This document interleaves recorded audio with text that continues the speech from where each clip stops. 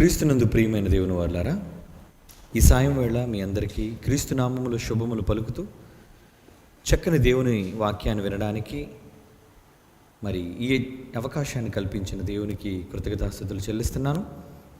ఈరోజు ఒక ప్రత్యేకమైన అంశాన్ని మీ అందరితో కలిసి నేను పంచుకోవాలని ఆశపడుతున్నాను.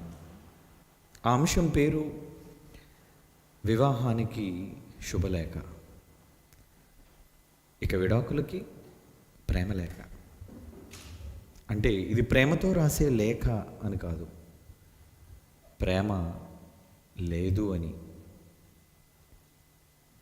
ఇద్దరిని జతపరచడానికి పంచేది శుభలేఖ, శుభప్రదమైన వివాహం అని ఈరోజు ప్రపంచంలో ఏ ప్రాంతమైనా ఏ దేశమైనా వివాహానికి ఇచ్చే ఒక చక్కటి ఆనందకరమైన సంతోషకరమైన ఒక గుర్తింపు వివాహానికి మనకుంది. ఏ దేశమైనా ఏ ప్రాంతమైనా వివాహం అనేసరికి ఎంతో సంబరంతో ఎంతో ఘనముగా జరిగించుకునే సందర్భాలు మనకు తెలుసు. ఎందుకంటే జీవితంలో ఒకే ఒక్కసారి జరిగేది అని. జన్మదినాలు అనేకసార్లు చేసుకుంటాం ప్రతి ఏటా. కానీ వివాహం అనేది మనిషి జీవితంలో వచ్చేది ఒక గొప్ప శుభప్రదమైనది అని భావించి చాలా ఘనముగా ఈ వివాహాన్ని ప్రతి ఒక్కరూ దీనిని గుర్తిస్తూ ఉంటారు. ప్రియులారా, అటువంటి మరి వివాహ కార్యక్రమానికి పంచేదే శుభలేఖ. అయితే ఈరోజు జతపరచబడిన వధూవరులు, దంపతులైన వారు విడిపోవడానికి చట్టాలను ఆశ్రయించి, మధ్యవర్తులను, పెద్దలను ఆశ్రయించి ఒక నిర్ణయాన్ని తీసుకొని అప్పటి వరకు కలిసి దాంపత్య జీవితంలో గడిపిన వీరు ఎవరి త్రోవ వారిదంటూ విడిపోయేదే విడాకులు. ఈ విడాకులకు మనిషి ఇచ్చేది ఏంటి? కలవడానికి శుభలేఖను పంచుతున్నారు, మరి విడిపోవడానికి దీనికంటూ ఏమీ లేఖలు లేవు. విడాకులు అన్నారు దాన్ని. అందుకే నేనంటున్నాను, విడిపోవడానికి ప్రేమలేఖ అంటే ప్రేమ లోపించింది అని, ప్రేమ లేదు అని. ఒకప్పుడు ప్రేమించి కలిశారు, ఇప్పుడు ప్రేమ లోపించి విడిపోయారు, విడిపోతున్నారు. సమాజంలో ఎన్నో జంటలు ఈరోజు మన దేశం వివాహ వ్యవస్థకు ఎంతో గొప్ప ఔన్నత్యాన్ని ఆపాదించే ఈరోజు మన భారత జాతి కూడా విడిపోవడానికి అనేక జంటలు బారులు తీరి కోర్టుల ముందు మేము విడిపోతాము, మాకు విడాకులు ఇప్పించండి అని కోరుకుంటున్న సందర్భాలు మనకు తెలుసు. ప్రియులారా, మరి దీని వెనుక దేవుని ఆంతర్యం ఏంటి? దేవుని యొక్క కోణంలో, దేవుని యొక్క ఆలోచనలో వివాహానికి దేవుడు ఎంత గొప్పతనం ఇచ్చాడు అంటే, ప్రతి శుభప్రదమైన వివాహంలో మనిషి వాడుకునే బైబిలులోని పరిశుద్ధమైన మాట, హెబ్రీ పత్రిక 13వ అధ్యాయం మనకు తెలుసు. అనేక సందర్భాల్లో ప్రతి పెళ్లిలోనూ పెండ్లి కార్డు మీద, అదే శుభలేఖ మీద క్రైస్తవులు ముద్రించుకునే ఒక గొప్ప పవిత్రమైన మాట. అది హెబ్రీలకు రాస్తున్న పత్రిక 13వ అధ్యాయం 4వ వచనం. వివాహము అన్ని విషయములలో ఘనమైనది గాను పానుపు నిష్కల్మషమైనది గాను ఉండవలెను అంటున్నాడు. చూడండి ప్రియులారా, అంటే వివాహము అన్ని విషయాల్లో ఘనమైనదా? వివాహము అన్ని విషయాల్లో, ఎన్ని విషయాలైతే ప్రపంచంలో ఉన్నాయో ఆ విషయాలన్నిటిపైన వివాహము అత్యంత ఘనమైనది అంటున్నాడు దేవుడు. దేవుడే ఈ వివాహమును ఎంతో ఘనముగా ఎంచుతున్నాడు. అన్నిటికంటే స్త్రీ పురుషులను జతపరచటం దేవునికి ఒక గొప్ప సంబరం, దేవునికి ఒక గొప్ప ఆనందకర సమయం అది. అటువంటి వివాహ వ్యవస్థను కాలరాచే ఈరోజు మనుషుల మధ్య అపార్థాలు, మనస్పర్ధలు, విడిపోవడానికి చేసుకునే తెగతెంపులు, ఇరువురి దాంపత్యంలో వారి ప్రేమకు గుర్తుగా పుట్టిన పిల్లలు, ఎవరికి చెందాలో తెలియక తల్లి తండ్రి విడిపోతున్నప్పుడు ఎవరి పక్షాన ఉండాలో, ఎవరిని కోరుకోవాలో ఎంచుకొనలేక సతమతమవుతున్న ఎన్నో చిన్ని పసి హృదయాలు, ఎదగని హృదయాలు ఈరోజు సమాజంలోని దుస్థితి. అవును ప్రియులారా, నిజానికి దేవుడు ఏం కోరుకున్నాడు? ఆడంబరంగా అంగరంగ వైభవంగా జరుపుకునే ఈ వివాహాన్ని గంటలలో, రోజులలో, నెలలలో, సంవత్సరాలలో రద్దు చేసుకోవడానికి మనిషి ఈరోజు వేగిరి పడుతున్నాడండి. గంటలలోనే పెళ్లి రద్దయిన సందర్భాలు ఉన్నాయి. గంటల వ్యవధిలోనే ఈ పెళ్లి మాకొద్దని ఏవో కారణాలు. ఎప్పుడో తెలిసిన వివాహం జరిగిన అనంతరం, మెడలో తాళి పడిన తరువాత, ఆమెను నీ భార్యగా స్వీకరించిన తరువాత ఈరోజు ఎందరో ఒకరిని ఒకరు వద్దనుకొని, కాదనుకొని దూరమైపోతున్న ఈ భయంకరమైన పరిస్థితులలో దేవుడు వాళ్ళకి ఇచ్చే సమాధానం ఏంటి? భార్యాభర్తలకు పడనంత మాత్రాన వారి దేశాలలో ఉన్న చట్టాలను ఆశ్రయించి మీరు విముక్తి పొందగలరు అనుకుంటున్నారేమో. అది లోక చట్టాలకు సబబు. కానీ వాటన్నిటికి అతీతంగా మనల్ని సృష్టించిన కన్న తండ్రి అయిన దేవుని చట్టం ఒకటి ఉంది. అది మనం గౌరవించే దేవుని చట్టం. నిజంగా ఆ చట్టాన్ని మనం ఎంతవరకు గౌరవించగలుగుతున్నాం? మిగిలిన వాళ్ళ వ్యవస్థల గురించి మనకొద్దు, కానీ క్రీస్తును నమ్మి బాప్తిస్మము స్వీకరించి క్రైస్తవులుగా పిలువబడుతున్న వారిలో సైతం ఈ భయంకరమైన విడిపోవడం అనే అనేక కారణాల చేత ఈ ప్రక్రియ మనలో జరగటం లేదంటారా? క్రైస్తవులలో జరగటం లేదంటారా? జరుగుతుందండి, జరుగుతుంది. పరిశుద్ధమైన వివాహమని గొప్పగా చేసుకొని చూపించుకునే వీళ్ళు తిరిగి విడిపోవడానికి ఎంతో ఇష్టంతో, కాపురం చేయడానికి ఎంతో కష్టంతో మనకి కనబడుతున్నారు. ప్రియులారా, నిజానికి దాని వెనక ఉన్న ఆంతర్యం ఏంటో మీకు తెలిస్తే మీరు ఎప్పుడు తప్పుడు నిర్ణయాలు మీ జీవితంలో తీసుకోరండి. ప్రియులారా, భూమి మీద దేవుడు జరిగించిన తొలి వివాహం ఎవరి మధ్య? మనందరి ఆది తల్లిదండ్రులైన ఆదాము హవ్వలకు దేవుడు వివాహాన్ని జరిగించాడు, జతపరిచాడు. ఏమనుకున్నాడు? ఆదామును చూచి ఏమనుకున్నాడు? అయ్యో, ఆదాము ఒంటరిగా ఉన్నాడే, అతనికి తోడు లేదే, సాటి అయిన సహాయం లేదే, నేను అతనికి జతగా మరొకరిని జతపరచాలి అనుకుంటున్నాను. తనకు తోడునివ్వాలి అని దేవుడు అనుకున్నాడు. అలా అనుకుని దేవుడు ఒక చక్కటి రూపాన్ని తయారు చేసి, అది ఆదాము ప్రక్కటెముకలో నుండి తీసి తనలో నుంచి తీయబడిన ఒక చక్కటి నారీని తయారు చేశాడు, ఒక స్త్రీమూర్తిని తయారు చేశాడు. ఆదాముకు బహుమతిగా ఇచ్చాడు. దేవుడు ఇచ్చిన తొలి బహుమానం గర్భఫలం కాదండి, భార్య ఇచ్చిన బహుమానం. సాటి అయిన సహాయంగా ఆదాముకు దేవుడిచ్చిన తొలి బహుమతి, ఇదిగో నాయన, నీ శరీరంలో నుంచి తీసి నీ కొరకు చేశాను, ఈమె నీకు సహకరించాలి. నీవు ఒంటరిగా నీ పనులు నువ్వు చేసుకోలేకపోతున్నావు, ఒంటరిగా నువ్వు ఒక్కడివే మిగిలిపోయావు, నీకు ఆ ఒంటరితనం కూడదు, మీరు జంటగా ఉండాలి, ఆనందంగా నా కళ్ళ ముందు ఉండాలి అనుకున్నాడండి. అవును. అయితే దేవుడికి భవిష్యత్తు తెలియదు అనుకుంటున్నారా? ఇక్కడ మీరు విషయాన్ని గమనించాలి. దేవుడికి భవిష్యత్తు తెలుసు, ఏం జరగబోతుందో దేవుడికి తెలుసు.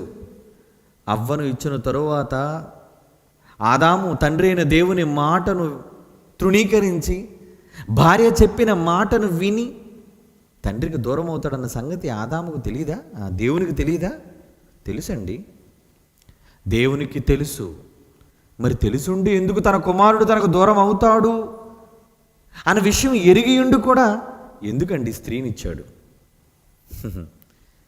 ఎందుకండి స్త్రీనిచ్చాడు? మీరు ఒక విషయాన్ని మీరు గమనించాలి. దేవుడు వారిరువురు తప్పు చేసిన తరువాత ఆదికాండంలో అంటున్న మాట, ఆదికాండం 2వ అధ్యాయం 24వ వచనం మీరు జాగ్రత్తగా చూడండి, బైబిల్ విప్పి. ఆదికాండం 2వ అధ్యాయం 24వ వచనంలో తప్పు చేయక ముందు చెబుతున్న మాట, భవిష్యత్తు చెబుతున్నాడు. ఏమని దేవుడు చెబుతున్నాడు? భవిష్యత్తు. కాబట్టి పురుషుడు తన తల్లిని తండ్రిని విడిచి తన భార్యను హత్తుకొనును, వారు ఏక శరీరమయ్యుందురు. ఎప్పుడు చెప్తున్నాడు దేవుడు ఈ మాట? నేరం చెయ్యక ముందు.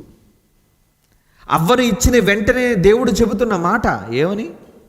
పురుషుడు తన తల్లిని తండ్రిని విడిచి తన భార్యను హత్తుకొనును. అంటే నాకంటే మిన్నగా, అందరికంటే మిన్నగా నీవు నీ భార్యను ప్రేమిస్తావు ఆదాము, నాకు తెలుసు. చివరికి నా మాట నేను ధిక్కరిస్తావు. అంతే కదండి. అంతవరకు దేవుని మాటకు లోబడిన గొప్ప కుమారుడు భార్య చెప్పిన మాటను అంగీకరించి దేవుడు చెప్పిన మాటను తృణీకరించాడండి. అంటే ఇప్పుడు ఎవరి మాటని ఎన్నిక చేశాడు ఆదాము? సృష్టించిన కన్నతండ్రి మాట, లేదా సృష్టింపబడిన తనలో నుంచి తీయబడిన హవ్వ మాట? ఎవరి మాటను ఆయన గౌరవించాడు, ఎవరి మాటను ఆయన స్వీకరించాడు. తినవద్దు అన్న తండ్రి మాటను వినలేదు, కానీ తినవచ్చును అన్న తనలో నుంచి వచ్చిన భార్య మాటను విని తండ్రికి దూరమయ్యాడు. భార్య కోసం, భార్య ఇచ్చినందుకు. ఆమె ఇచ్చిన పళ్ళు అవి మంచి చెడ్లో తెలివినిచ్చే వృక్షఫలాన్ని తెలియక తిన్నాడు అనుకుంటారా? కాదండి, తెలిసే తిన్నాడు. అంటే అక్కడ దేవుని కన్నా ఆమెను ఎక్కువ ప్రేమించాడు. అదే దేవుడు చెబుతున్నాడు, తన తల్లిని తండ్రిని విడిచి తన భార్యను హత్తుకొనును, వారిద్దరూ ఏక శరీరమయ్యుందురు అని చెబుతూ, ఏమండి ఇదే సందర్భాన్ని పౌలు గారు మాట్లాడుతూ ఎఫెసీయులకు రాసిన పత్రికలో ఒక చక్కని మాట ఆయన రాశారండి. అదేంటో తెలుసా? ఎఫ్సి పత్రిక 5వ అధ్యాయం 31వ వచనం చూడండి ప్రియులారా. ఎఫ్సి పత్రిక 5వ అధ్యాయం 31వ వచనం. ఈ హేతువు చేత పురుషుడు తన తండ్రిని తల్లిని విడిచి భార్యను హత్తుకొనును, వారిద్దరూ ఏక శరీరమగుదురు. ఈ మర్మము గొప్పది. దీని వెనక చాలా సీక్రెట్ ఉంది తెలుసా మీకు? మర్మం కనిపెంచిన తల్లిదండ్రుల కంటే పరిచయం లేని అప్పుడే తన జీవితంలో క్రొత్తగా పరిచయం పెంచుకున్న ఆమె ఎక్కువ అవుతుంది. ఈరోజు ఎందరో తల్లిదండ్రులను విడిచిపెట్టి ఏమండి తాము ప్రేమించిన వాళ్ళను కోరుకుంటూ వెళ్ళిపోతున్నారు అంటే కారణం ఏంటి? తల్లి తండ్రి చిన్ననాటి నుంచి కని పెంచి అనేక సంవత్సరాలు వారిని పెద్ద చేసిన 20 ఏళ్ల తల్లిదండ్రులతో ఉన్న అనుబంధం కన్నా ఏమండి 2 నెలలు 2 సంవత్సరాలు కొద్ది రోజులు ఏర్పడిన పరిచయమే గొప్పదని భావించి వారిని కూడా విడిచిపెట్టి వెళ్ళడానికి సిద్ధపడుతున్నారు అంటే ఏమండి దేవుడు చెప్పిన మాట ఎంత సత్యం ఆలోచించండి. ఈ హేతువు చేత పురుషుడు తన తండ్రిని తల్లిని విడిచి భార్యను హత్తుకొనును, వారిద్దరూ ఏక శరీరమగుదురు. ఈ మర్మము గొప్పది అంటున్నాడు చూడండి. ఈ మర్మం చాలా గొప్పది. గొప్పది అంటున్నాడంటే దేవుడికి తెలుసు ఆదాము తన భార్యను హత్తుకుంటాడన్న సంగతి తెలుసు. ఏమిటి తెలుసుండి ఎందుకండి అవ్వనిచ్చాడు? తెలిసి అవ్వనివ్వాలా? దేవుడు వివాహానికి వారిద్దరిని జతపరచడానికి దేవుడుకున్న ఆలోచన ప్రణాళిక, నాయనా నువ్వు నాకు దూరమైనా పర్వాలేదు కానీ నీ భార్యకు నువ్వు దగ్గర కావాలి. ఒకటే వండర్ఫుల్ ఫాదర్ అండి ఆయన. ఎంత గొప్ప తండ్రి, ఆయనకి ఎంత గొప్ప మనస్సు. ఏంటి నాయనా నీకు భార్యనిస్తే నన్ను విడిచిపెడతావు నాకు తెలుసురా, అయినా నన్ను విడిచిపెట్టినా పర్వాలేదు కానీ నీ భార్యకు నువ్వు దగ్గర కావాలి. నువ్వు నాకు దూరమైనా పర్వాలేదు. తెలుసుండి దేవుడిచ్చాడు. తెలుసుండి, అంటే ఇద్దరిని జతపరచడంలో, ఇద్దరికి వివాహం చేయటంలో, ఇద్దరిని ఏకశరీరం చేయటంలో దేవునికి ఎంత ప్రణాళిక ఉందో చూడండి. ఆయనకి ఎంత ఆశ ఉందో చూడండి. నాకు దూరమైనా పర్వాలేదు, మీరిద్దరూ కలిసి ఉండాలి. నన్ను వద్దనుకున్నా పర్వాలేదు, నీ భార్యను వద్దనుకోవద్దు, నీ భార్యను నువ్వు కోరుకోవాలి. మీరిద్దరూ ఒకటిగా ఉండాలి అని కోరుకుంటున్నాడు. అంటే దేవుడు వారిద్దరిని జతపరచడానికి ఎంత ఆలోచన కలిగి ఉన్నాడో ఆలోచించండి. వివాహం అంటే ఏమనుకుంటున్నారు? పెళ్ళంటే సంబరం, సందడి, బాజా భజంత్రీలు, భోజనాలు, ఏమండి, బంధువుల పలకరింపులు, ఇవా? కాదండి. దేవుని ప్రణాళిక వేరు. అందుకే పరిశుద్ధమైనది అన్నాడు, ఘనమైనది అన్నాడు. అన్నిటికంటే వివాహం అన్ని విషయముల అన్నిటికంటే గొప్పది. నాకు చాలా గొప్పది పెళ్ళంటే. అసలు పెళ్ళంటే అనుభవం లేని దేవుడు, ఎందుకంటే తనకు భార్య లేదు, వివాహం తనకు కాలేదు, కానీ తనకు లేని పెళ్ళి తన కొడుకు చేయాలనుకున్నాడు దేవుడు. కుమారుడికి పెళ్లి చేశాడు. ఆ కుమారుడు తనకు దూరం అవుతాడని తెలిసి ఇచ్చాడండి భార్యని. ఎందుకు? ఆ మర్మం చాలా గొప్పది.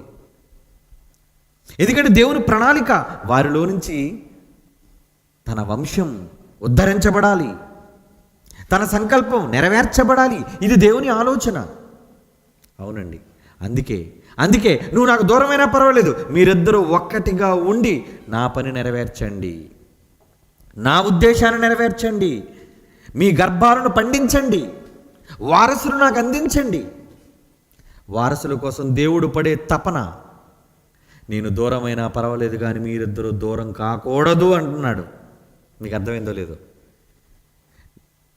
నేను దూరమైనా పర్వాలేదు కానీ మీరిద్దరూ దూరం కాకూడదు. ఒక చక్కని సందర్భాన్ని చెప్పమంటారా? పెళ్లి కాని పౌలు గారు ఒక గొప్ప సంగతి చెప్పాడండి. పరిశుద్ధాత్మ వలన సుమా ఆయన వివాహం కాలేదు, కానీ ఆయన ఒక మాట అన్నాడు.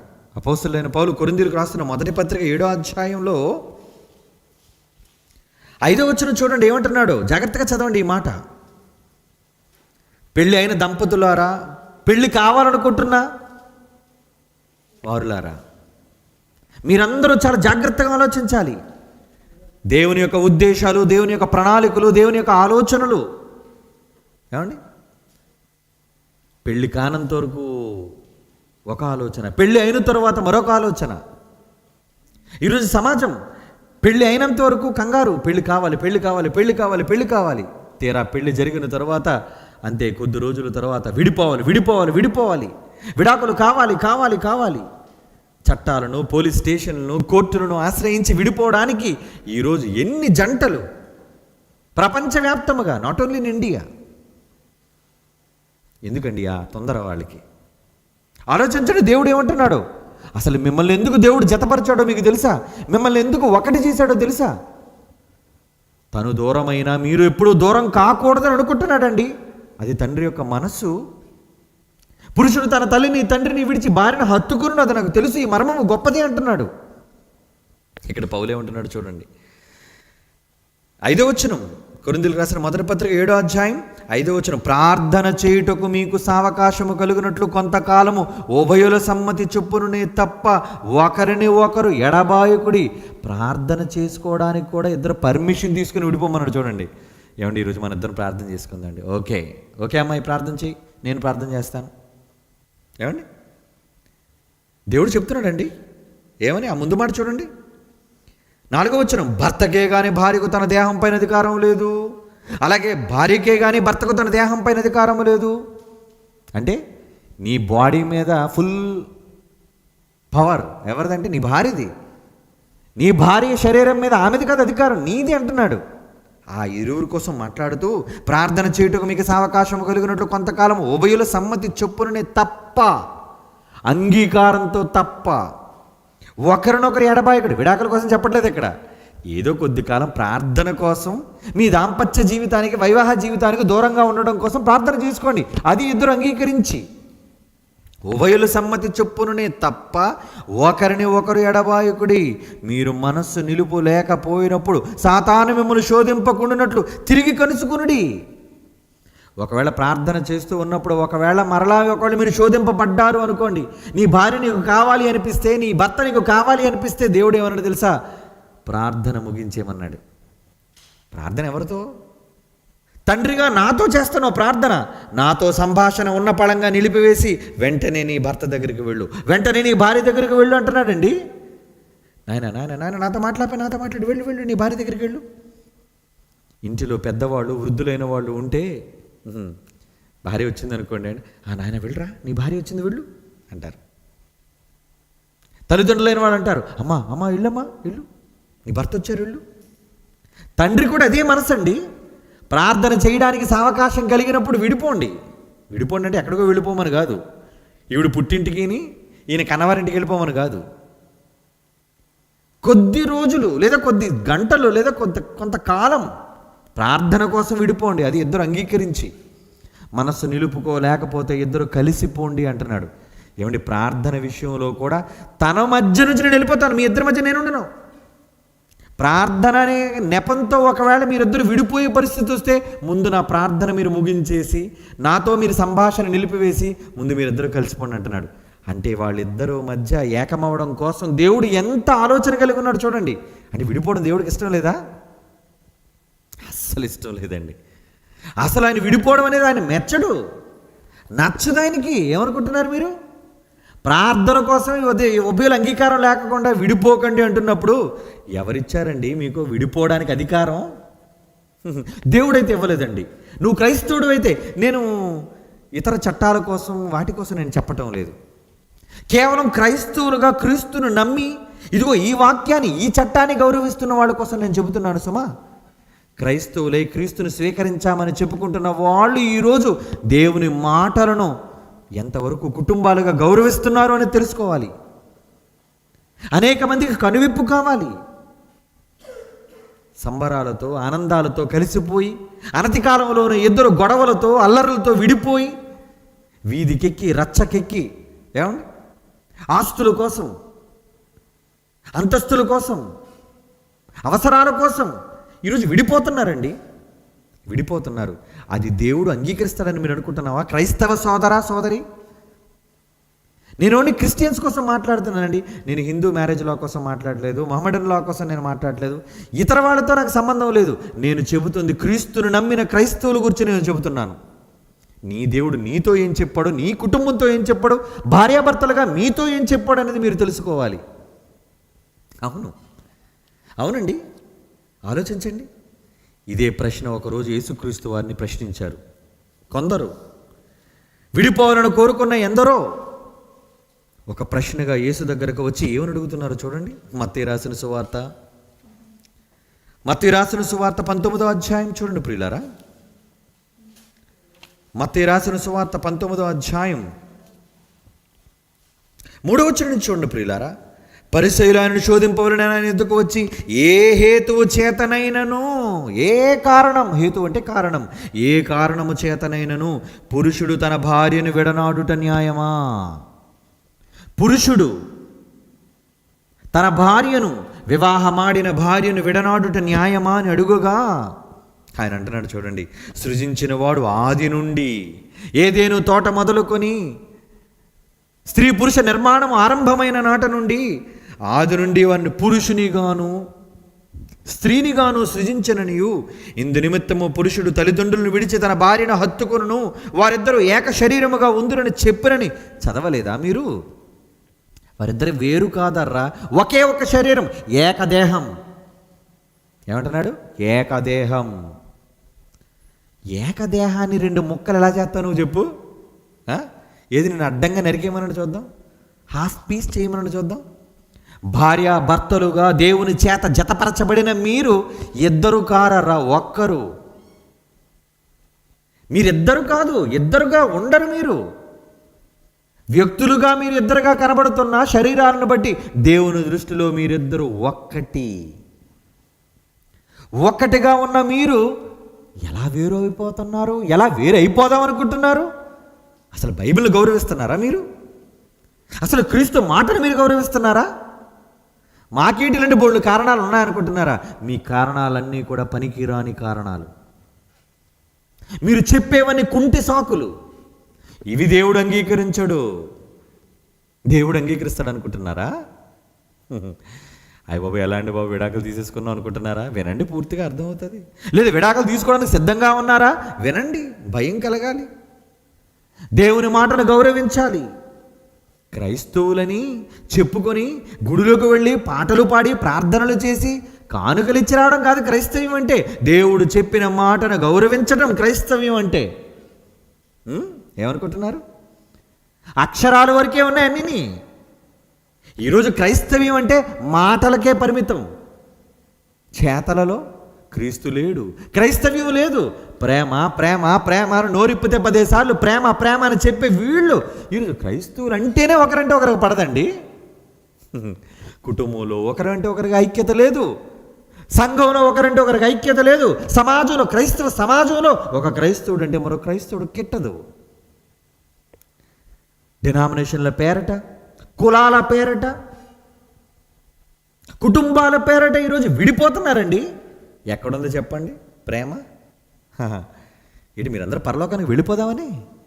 ఆయన చెప్పిన మాటల ప్రకారంగా చేయనివాడు ఎవడో పరలోకానికి వెళ్ళడు. చాలా కష్టం పరలోకానికి వెళ్ళడం అంటే. ఆయన మాటను తృణీకరించి నువ్వేదో ఆయనకు ప్రార్థన చేసేస్తావు, ఆయన ఏదో వేడుకుంటున్నావు, ఉపవాసం ఉంటున్నావు అని అనుకుంటుంటే అది నీ భ్రమ. నేను చెప్పు మాటల ప్రకారంగా మీరు చెయ్యకపోతే మీరు నా దగ్గరకు రారు అని చెప్పేశాడు ఆయన బైబిల్లో. మీరు ఆయన పిలవడం అనవసరం, ఆయనకు ప్రార్థించడం అనవసరం. ఎంతమంది లేరండి ఈరోజు క్రైస్తవులు? బైబిల్ చదువుతూ భక్తి జీవితాన్ని గడుపుతున్న క్రైస్తవులు ఎంతమంది రచ్చకెక్కి విడిపోలేదు చెప్పండి. దానికోసం దేవుడు ఏమన్నాడు?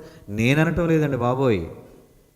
మనమంతా బైబిల్ దగ్గర నేర్చుకోవలసిన వాళ్ళం. దేవుడు ఏమంటున్నాడో మనం వినవలసిన వాళ్ళం.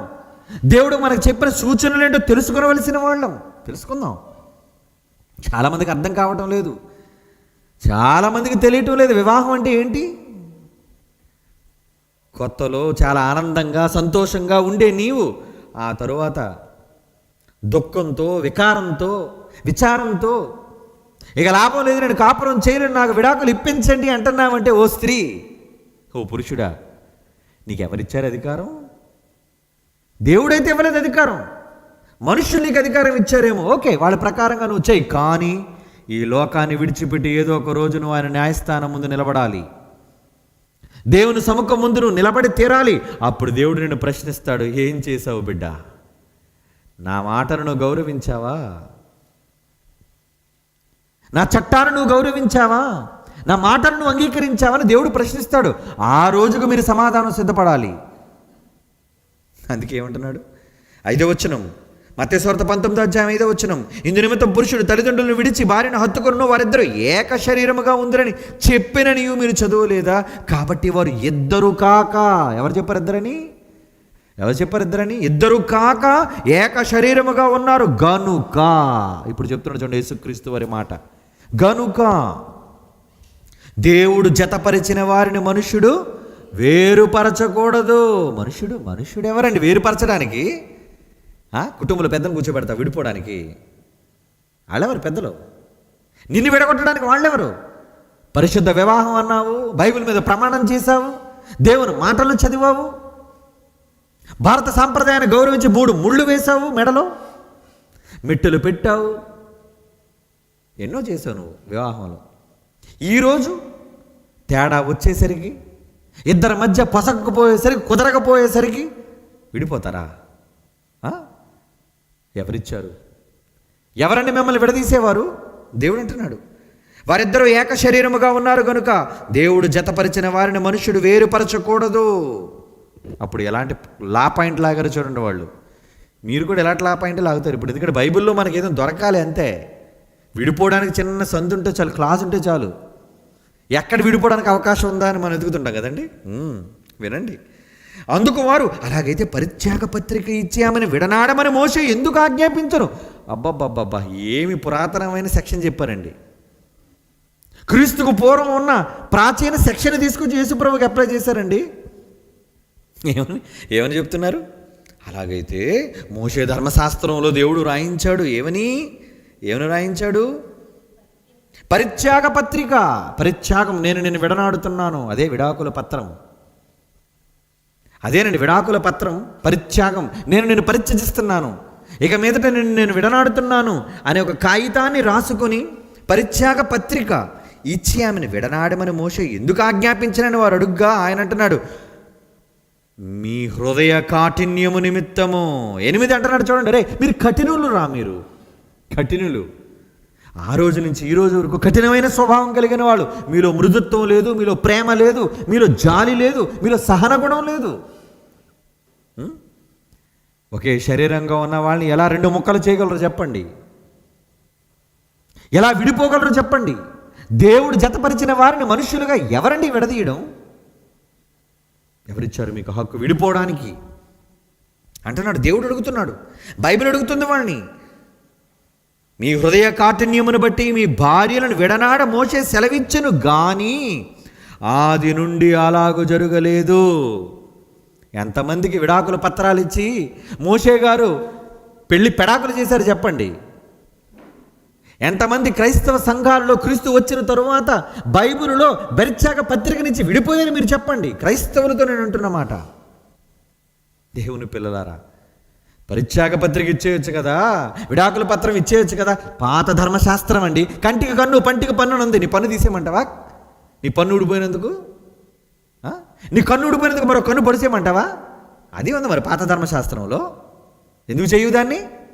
మోషే అదే చెప్పాడు, కంటికి కన్ను పంటికి పన్ను అని ధర్మశాస్త్రంలో మోషే ద్వారా చెప్పబడిన మాట మీరు విన్నారు కదా అంటున్నాడు.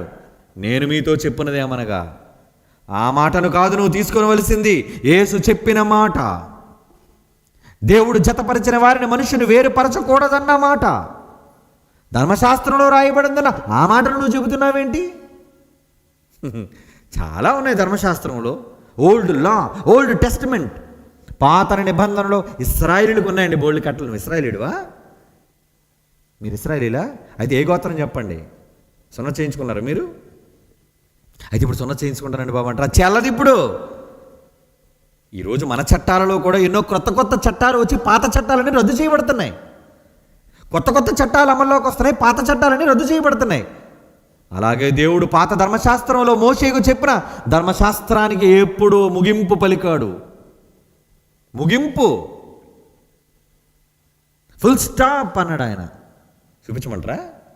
క్రీస్తు ధర్మశాస్త్రముకు సమాప్తి అండి. రోమిలికి రాసిన పత్రిక చూడండి.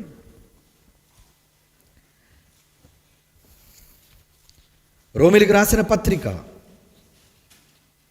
ధర్మశాస్త్రం గురించి మాట్లాడుతున్నాడు దేవుడు. ఏమంటున్నాడు? మరొక ఈ మాట కన్నా మరొక మాట చూద్దాం. అది కొరింథీయులకు రాస్తున్న 2వ పత్రిక. కొరింథీయులకు రాస్తున్న 2వ పత్రిక 3వ అధ్యాయం 14వ వచనాన్ని చూడండి. అపోస్తలుడైన పౌలు కొరింథీయులకు రాస్తున్న పత్రిక 3వ అధ్యాయం 14వ వచనం, మరియు వారి మనస్సులు కఠినములాయను గనుక.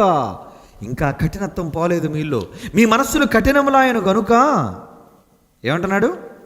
ధర్మశాస్త్రము, పాత నిబంధన, ధర్మశాస్త్రం మోషేకి ఇవ్వబడింది. పాత నిబంధన చదువుబడినప్పుడు అది క్రీస్తునందు, నీవు నమ్మిన యేసుక్రీస్తునందు, నీకు పాప క్షమాపణను గురించిన యేసుక్రీస్తునందు, నీకోసం రక్తం కార్చిన యేసుక్రీస్తునందు, ఆ క్రీస్తునందు కొట్టివేయబడినని వారికి తేటపరచబడక ఆ ముసిగే నిలిచి ఉన్నది అంటున్నాడు. చూడండి, ఇప్పుడు చదవండి రోమాపత్రిక 10వ అధ్యాయం 5వ వచనం.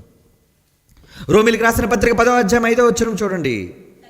4వ వచనం, విశ్వసించు ప్రతి వానికి నీతి కలుగుటకై క్రీస్తు ధర్మశాస్త్రమునకు సమాప్తమై ఉన్నాడు, సమాప్తి అయి ఉన్నాడు అంటున్నాడు. చూడండి, ఫుల్ స్టాప్. ఇంక దాని విషయాలు మాట్లాడకండి. ఆ చట్టాలను, పాత ధర్మశాస్త్రం మోసే చట్టాలను అప్లై చేయకండి. ఇక్కడ పరిత్యాగ పత్రిక ఇచ్చేమన్నాడు కాబట్టి పరిత్యాగ పత్రిక ఇచ్చేస్తారా? విడిపోతారా? జతపరిచిన వారు విడిపోకూడదు, జతపరచబడిన వారు విడిపోకూడదు. ఇది దేవుడు అంటున్న మాట, దేవుడు చెబుతున్న మాట. అవునండి. ఇప్పుడు చదవండి మరలా మన మాట. మత్తయి సువార్త 19వ అధ్యాయం 8వ వచనం, ఆయన మీ హృదయ కాఠిన్యమును బట్టి మీ భార్యను విడనాడ మోసి సెలవిచ్చను గాని ఆది నుండి అలాగూ జరగలేదు. మరియు వ్యభిచారము నిమిత్తమే తప్ప తన భార్యను విడనాడి మరి ఒకతను పెండ్లి చేసుకున్నవాడు వ్యభిచారము చేయుచున్నాడనియు, విడనాడబడిన దాన్ని పెండ్లి చేసుకున్నవాడు వ్యభిచారము చేయుచున్నాడని మీతో చెప్పుచున్నానని వారితో అనేను. ఒక్క కారణం చెప్పాడండి. ఏంటి? వ్యభిచార కారణం తప్ప. ఒకవేళ నిన్ను కాదని వేరొక కారణం చేత వేరొకరిని కోరుకొని వేరొకరితో అక్రమ సంబంధం పెట్టుకుంటే వ్యభిచార కారణమును తప్ప నిమిత్తమే తప్ప తన భార్యను విడనాడి మరి ఒకతను పెండ్లు చేసుకొనకూడదు. కానీ ఈరోజు విడిపోతున్న వాళ్ళందరూ ఆ కారణం చేత విడిపోతున్నారా? ఈరోజు విడిపోవడానికి సిద్ధపడుతున్న వాళ్ళందరూ ఆ కారణం చేతనా?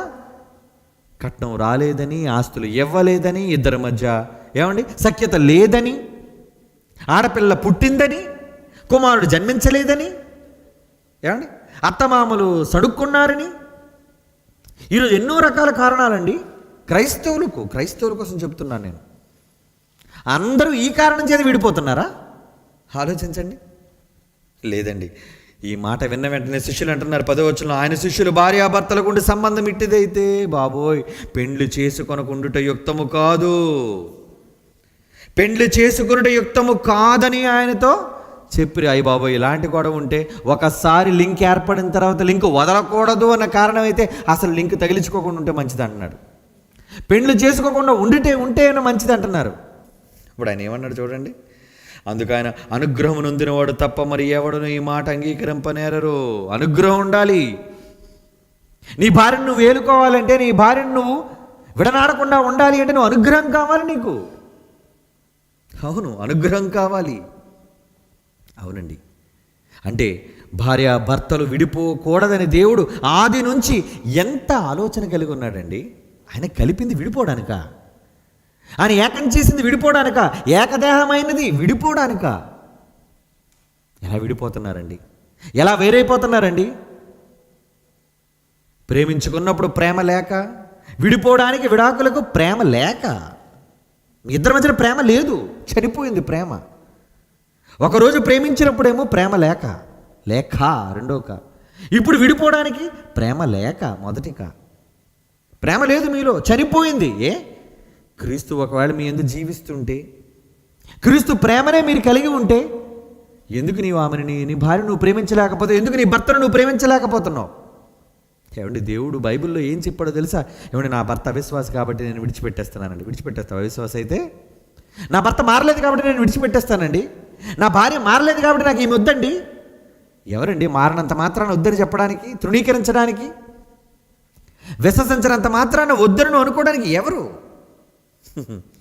అందుకేమంటున్నాడు తెలుసా అండి? ఒక మాట చూద్దాం, పౌలు గారు మాటల్లో చూద్దాం. కొరింథీయులకు రాసిన మొదటి పత్రిక 7వ అధ్యాయం.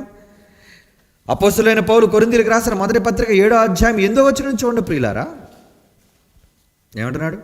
నావలే ఉండటం మేలని వారికి పెండ్లి కాని వారితోనూ విధవరాండ్రతో చెప్తున్నాను. బాబు నీకు పెళ్లి కాలేదా? అయితే నా సలహా విను. నువ్వు విధవరాలు అయిపోయావు, నీ భర్త చచ్చిపోయాడా? అయినా నా మాట విను. ఏమంటున్నాడు? నావలే ఉండుట మేలు, పెండ్లిని కోరుకోవద్దు నాయన, పెండ్లిని కోరుకోవద్దు. ఎందుకంటే ఒకసారి బంధం ఏర్పడిన తర్వాత ఆ బంధాన్ని నువ్వు తెంచుకోవాలనుకుంటే నీవు తెంచుకోలేవు. తెంచుకోవడానికి దేవుడు అనుమతి ఇవ్వడు అంటున్నాడు చూడండి. 9 ఆయనను మనసు నిలుపలేని ఏళ్ళ పెండ్లి చేసుకొని వచ్చును, కామ తప్తులకు కంటే పెండ్లి చేసుకున్నట్టు మేలు. మరియు పెండ్లి అయిన వారికి నేను కాదు ప్రభువే ఆజ్ఞాపించినదేమనగా, నేను కాదు ప్రభువే ఆజ్ఞాపూర్వకంగా చెప్తున్నాడు. ఏమని ఆజ్ఞాపూర్వకంగా చెప్తున్నాడు? పెండ్లి అయిన వారికి నేను కాదు ప్రభువే ఆజ్ఞాపించినదేమనగా, భార్య భర్తను ఎడబాయకూడదు. భార్య భర్తను ఎడబాయకూడదు. అసలు విడిచిపెట్టడానికి వీల్లేదు. నువ్వు ప్రార్థన కోసం వేరైపోతేనే, అది నా కోసం ప్రార్థన కోసం వేరైపోతేనే ముందు ప్రార్థన ఆపేసి కలిసిపోండి అంటున్నాడే. ఇందాక మీరు చదువుకున్నారు. అలాంటిది మీరు విడిపోవడానికి ఎవరిచ్చారు మీకు హక్కు? ఎవరిచ్చారు హక్కు? నిజంగా అండి, ఏ పెద్దలైతే నిజంగా వీళ్ళిద్దరు వివాహాన్ని కుదిర్చిన వాళ్ళు చిన్న సమస్య వచ్చేసరికి నిజంగా అటు తండ్రి పక్షాన, భర్త పక్షాన ఉన్నవాళ్ళు కానీ, భార్య పక్షాన ఉన్నవాళ్ళు కానీ నిజంగా ఇద్దరు సామరస్యపూర్వకంగా కుటుంబాన్ని కట్టేటట్టు ఉండరండి. అమ్మాయి నిజంగా ఏదో అలిగి ఇంటికి వచ్చేసింది అనుకోండి, ఏమన్నా చెప్పండి, ఎందుకమ్మా వచ్చేసావు నువ్వు? నీ భర్త నువ్వు రావడానికి వీల్లేదు. క్రైస్తవులైతే ఏం చెప్పాలి? వెళ్ళు, చావైనా బ్రతుకైనా నీకు అతనితోనే. లేదమ్మా అతను తాగేసి వచ్చేస్తున్నాడు. ఆ తాగేసి వస్తే మార్చుకో నీ భర్తని. అవునమ్మా తాగుబోతా, రా వాడి సంగతి ఏంటో నేను చెప్తాను, నువ్వు మాత్రం అడుగు పెట్టొద్దు వాడు వచ్చినా సరే. అలాంటి తల్లిదండ్రులు లేరా? అనవసరంగా చిన్న సమస్యను పెద్ద సమస్యగా మార్చి ఇరువురు మధ్య వైషమ్యాలను పెంచి గొడవలను పెద్దది చేసి, ఏమండి ఏదో తన బిడ్డని కాపాడుకుందామన్న ఒక దృక్పథంతో ఏమండి భర్త నుంచి శాశ్వతంగా దూరం చేసే ప్రక్రియ జరుగుతుందండి. అటు భర్త తాలూకాలు ఏమిటి చూసారు, అది వెళ్ళిపోయింది, చూసారు అది వెళ్ళిపోయింది, ఇంకా మన దాని గుమ్మం తొక్కనే వద్దంటారు. ఇక్కడ అనవసరంగా లేనిపోని ఫాల్స్ ప్రెస్టేజ్లకి, పౌరుషాలకి, పంతాలకి పోయి నా భర్త రావాలని ఈమె, నా భార్య వస్తుందని ఆయన, ఇలా ఒకరిని ఒకరు అనుకొని నేను తగ్గకూడదంటే నేను తగ్గకూడదు, నేను తగ్గించుకోకూడదంటే నేను తగ్గించుకోకూడదని ఇలా లేనిపోని పంతాలకు వెళ్ళిపోయి చివరికి తమ కుటుంబాలని విచ్ఛిన్నం చేసుకుంటున్నారండి. ఈరోజు విడిపోతున్నారండి. అలా విడిపోవడం దేవుడు అనుమతిస్తాడనుకుంటున్నారా? అనవసరమైన కారణాల చేత విడిపోవడాన్ని దేవుడు అనుమతిస్తాడనుకుంటున్నారు? No no no no no, అనుమతించడండి. 10వ వచనం చదవండి. అందుకే యేసు చెబుతున్న మాట, పెండ్లైన వారికి నేను కాదు ప్రభువే ఆజ్ఞాపించినదేమనగా భార్య భర్తను ఎడబాయకూడదు. ఒకవేళ నువ్వు ఎడబాసిన ఎడల పెండ్లి చేసుకొనకుండవలను. ఇలా విడాకులు ఇచ్చాడు అలా పెళ్లి చేసుకోవడం, ఇలా విడాకులు ఇచ్చాడు అలా పెళ్లి చేసుకోవడం. ఎంత ఫాస్ట్గా జరిగిపోతానండి. మరీ విదేశాల్లో, పాశ్చాత్య దేశాల్లో దారుణంగా తయారైపోయండి. ఈరోజు అదే జబ్బు మనకు కూడా సహజీవనం పేరట మనకు కూడా వచ్చేసి, ఏమండి ఇద్దరి మధ్య అవగాహన కుదిరినంత వరకు వీళ్ళు కలిసి బ్రతికిన తర్వాత, నచ్చితే డేటింగ్ అయిన తర్వాత అప్పుడు పెళ్లి చేసుకుంటారు. నచ్చకపోతే కాపురం అయిన తర్వాత నీ మార్గం నీది, నా మార్గం నాది. మరి వీళ్ళిద్దరి దాంపత్యానికి, వీళ్ళిద్దరు అనుబంధానికి ప్రతిరూపంగా పుట్టిన వాళ్ళు ఏంటి వాళ్ళ పరిస్థితి? ఈరోజు విదేశాల్లో 40% మంది పిల్లలైన వారు ఎవరు తల్లి ఎవరు తండ్రి? ఎందుకంటే ఒక ఆయన్ని పెళ్లి చేసుకుంది, విడిచిపెట్టేసింది, వెళ్ళిపోయింది. ఈమె మరొక ఆయన్ని పెళ్లి చేసుకుంది, ఆయనకి మళ్ళీ పిల్లలకి అంది. ఆయన విడిచిపెట్టేసింది, మరొక ఆయన పెళ్లి చేసుకుంది, మరలా పిల్లలకి అంది. ఇలా భర్తలు చేస్తున్నారు, భార్యలు చేస్తున్నారు. ఇలా వీళ్ళు ఈ కుటుంబాల మధ్య జన్మించిన అనేక మంది ఈరోజు తండ్రులు లేక, తల్లులు లేక సమాజంలో భయంకరమైన ప్రవృత్తి కలిగిన వారుగా, తల్లి తండ్రి భయం లేని వారుగా సమాజంలో కంటకులుగా మారిపోతున్నారండి అలాంటి వాళ్ళు. అవును, మీ అందరికీ తెలుసు ఒక సద్దాం హుస్సేన్ ఎందుకలా మారాడు? తన తల్లి చిన్ననాడే తండ్రిని విడిచిపెట్టేసింది. సరైన పెంపకం లేదు, సరైన భయం లేదు. అలా జరగటం వల్ల ఇరాక్ దేశానికి అధినేతగా మారి ప్రపంచానికే కంటకుడయ్యాడు, గల్ఫ్ యుద్ధాన్ని జరిగించి. ఇలా ఎన్ని చూపించమంటారు చెప్పండి? ఇలా ఎందరు లేరు చెప్పండి? ఒక స్టీఫెన్ హాకిన్, ఒక పెద్ద శాస్త్రవేత్త, కానీ దేవుడే లేడంటున్నాడు. ఒక క్రైస్తవ కుటుంబంలో జన్మించి, క్రైస్తవ దేశంలో జన్మించిన వీళ్ళు దేవుడే లేడన్న స్థాయికి ఎందుకండి వచ్చేశారు? చిన్ననాడే తల్లిదండ్రులు ఒకరినొకరు విడిపోయి, సఖ్యత లేక, ప్రేమ లేక ఇలా విడిపోతుంటే వారికి పుట్టిన బిడ్డలు ఏమవుతారు మీరు చెప్పండి? అందుకే అంటున్నాడు, ఏ బిడ్డల కోసమైతే నేను ఎదురు చూస్తున్నానో, నాకు దూరమైనా పర్వాలేదు, మీరిద్దరు దూరం కాకూడదని దేవుడు ఆది నుంచి దేన్నైతే కోరుకున్నాడో, తల్లిదండ్రులను విడిచి భార్యను హత్తుకుంటాడు అని మహామర్మాన్ని చెప్పాడు, అది తెలుసుకొని కూడా దేవుడు ఎందుకు ఓర్పుతో నీ పట్ల చూస్తున్నాడో తెలుసా? మీ కుటుంబం పట్ల చూస్తున్నాడో తెలుసా? మీ గర్భాల గుండా వచ్చేవాళ్ళు తనకు వారసులుగా కావాలని. అందుకే వివాహం అంటే ఆయనకి సందడి. నీలా భోజనం సందడి కాదు ఆయనది, నీలా కొత్త బట్టల సందడి కాదు, నీలా కట్టకానుకల సందడి కాదు ఆయనది. నీ నుంచి వచ్చే బహుమానాల సందడి ఆయనది. నీకు పెళ్ళికి ఏ కొత్త బహుమానాలు వస్తాయో నువ్వు చూస్తావు, కానీ ఆయనకు వచ్చే బహుమానం మీ ఇద్దరి గర్భాలకుండా వచ్చే బహుమానం. అదేనండి మనం ఈరోజు ప్రపంచంలో పుట్టిన ప్రతి నరుడు ఇద్దరు దాంపత్య జీవితానికి, ఇద్దరు ప్రేమకు నిదర్శనం, గుర్తు, తీపి గుర్తు. ఏమండి, నేను మా అమ్మకి నాన్నకి ప్రేమకు పుట్టినవాడిని అండి. అవునా కదా చెప్పండి? నా తండ్రి జైశాలి పిడి సుందర్రావు గారికి నా తల్లి ఎస్తేర్ రాణి ప్రేమకు జన్మించిన ప్రతిరూపాన్ని నేను. వాళ్ళిద్దరూ ప్రేమించుకుంటే పుట్టిన ప్రేమనండి నేను. మీరు అంతేనండి. మీరు అందుకే ప్రేమకు పుట్టిన వాళ్ళండి. కక్షతో ఎవడో పుట్టడు, కోపంతో ఎవడో పుట్టడు. మనమంతా ప్రేమకు ప్రతిరూపాలుగా జన్మించిన వాళ్ళం.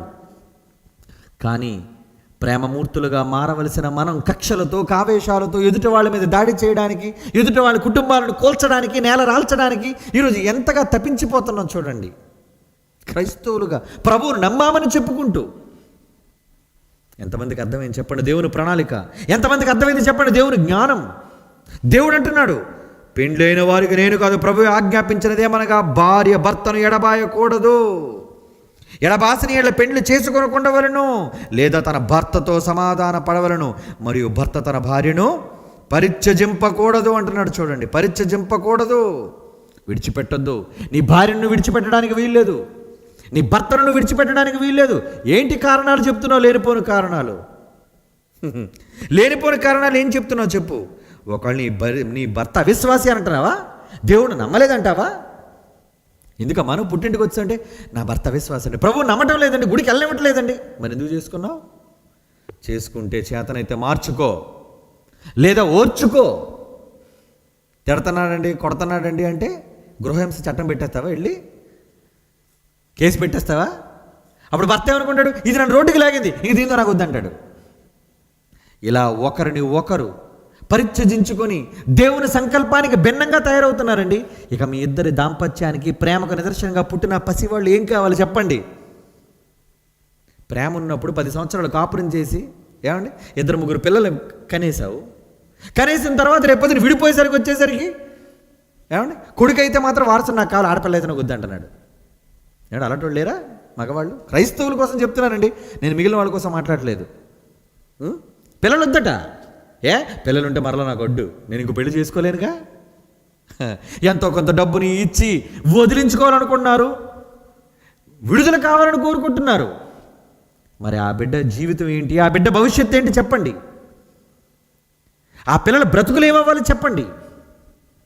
తండ్రి లేకుండా తల్లి దగ్గర బ్రతికినంత కాలం లోకం అంతా తమ తల్లిని చూసి కించపరుస్తున్నప్పుడు ఆ చిన్ననాటి నుంచి ఆ మనస్సులో, ఆ మదిలో మెదులుతున్న ఆలోచనలు, లేదా తల్లి తండ్రిని కాదను దూరంగా ఉంటూ మరొకరితో అక్రమ సంబంధం పెట్టుకున్నప్పుడు ఆ క్రియలను చూసిన ఆ బిడ్డలు ఏం కావాలి చెప్పండి? ఏంటి నా తల్లి నా తండ్రిని విడిచిపెట్టింది, ఈమెంటి ఇక్కడ చేస్తున్న పని?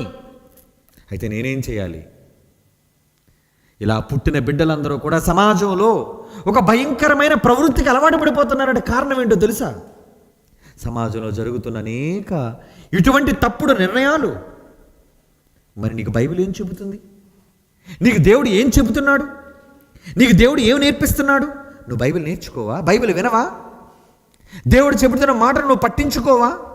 పట్టించుకోవాలి. అవిశ్వాసి అయితే విడిచిపెట్టకూడదు అంటున్నాడండి 14వ వచనం. అవిశ్వాసి అయిన భర్త భార్యను బట్టి పరిశుద్ధపరచబడను, అవిశ్వాసులైన భార్య విశ్వాసి అయిన భర్తను బట్టి పరిశుద్ధపరచబడను. లేని ఎడల మీ పిల్లలు అపవిత్రులు అంటున్నాడు చూడండి. అపవిత్రులు. పవిత్రులుగా ఉండరు మీ పిల్లలు, అపవిత్రులుగా మారిపోతారు. సమాజంలో చెడ్డవాళ్ళుగా మారిపోతారు. ఎందుకంటే తల్లి భయం లేదు, తండ్రి భయం లేదు, మందలించడానికి తల్లి లేదు, మందలించడానికి తండ్రి లేడు. మరి ఏం కావాలి చెప్పండి? చిన్ననాడే నేర ప్రవృత్తికి అలవాటు పడిపోతున్నారంతే. అధిక శాతం చూడండి సమాజంలో జరుగుతున్న నేరాలు, ఘోరాలు వెనక పరిస్థితులు ఆలోచించండి, ఎందుకు జరుగుతున్నాయి ఎలా అని.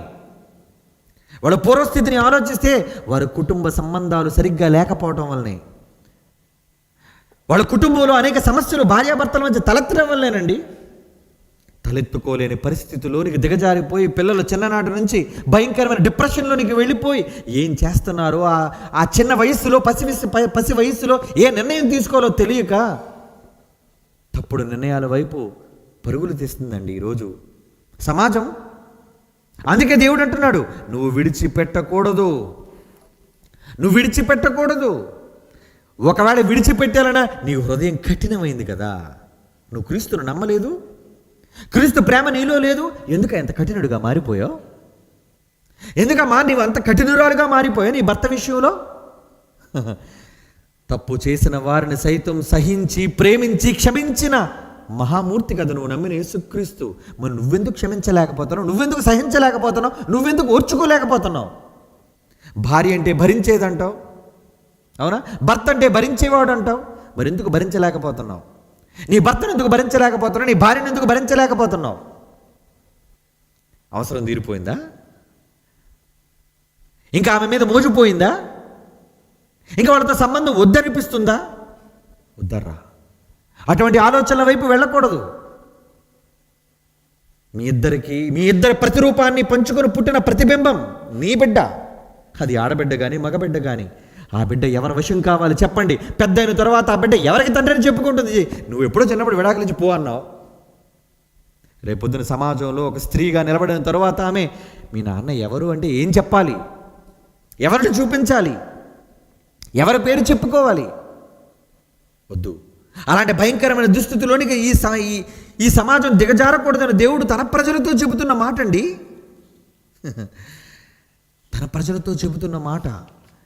నూతన ధర్మశాస్త్రంలో దేవుడు ఎన్నో మంచి ఉత్తమమైన మాటలు చెబుతున్నాడండి. మంచి మాటలు చెబుతున్నాడండి.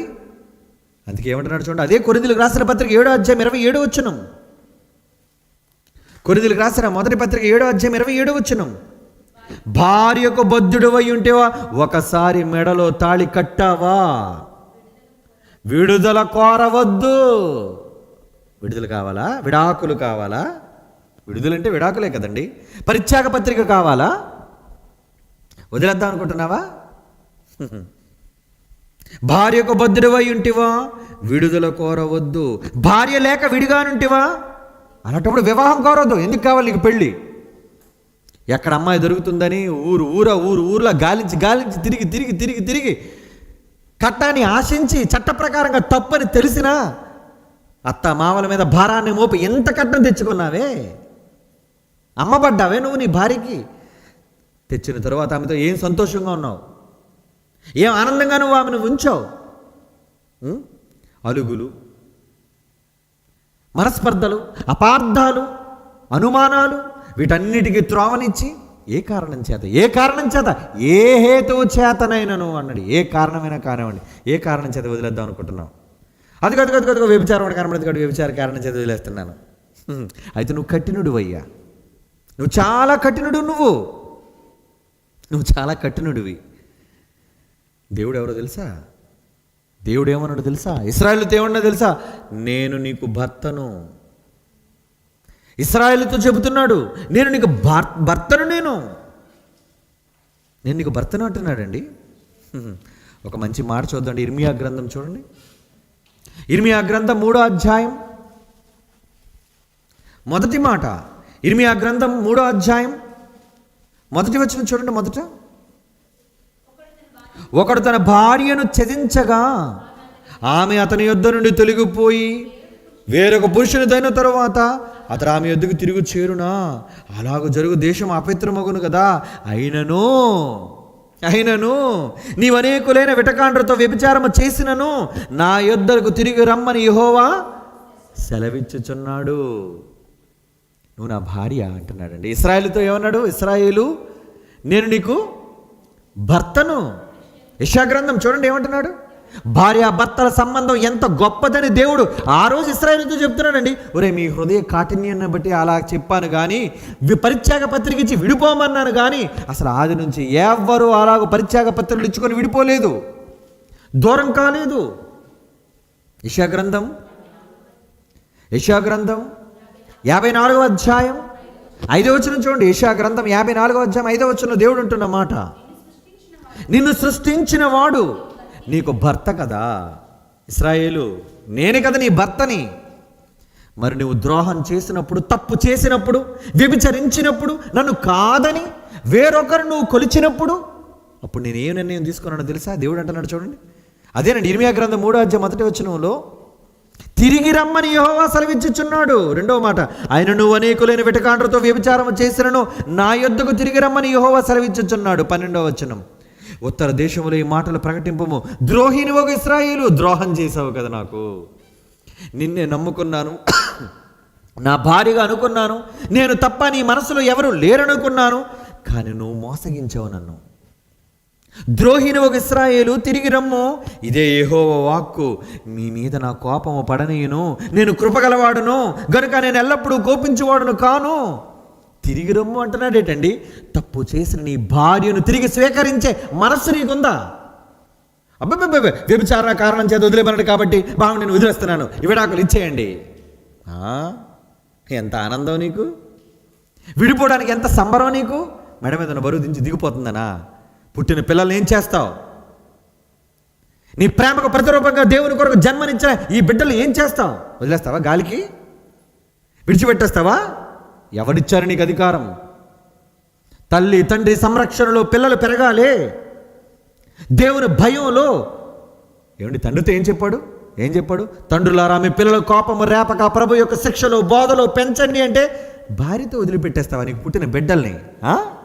భర్తకు విడిచిపెట్టేస్తావా నీకు పుట్టిన బిడ్డల్ని? పండుకున్నప్పుడు, లేచినప్పుడు, త్రోవ నడిచేటప్పుడు నీ పక్కలో వాళ్ళు ఉంచుకొని దేవుని జ్ఞానాన్ని చెప్పమని దేవుడు చెప్పాడే.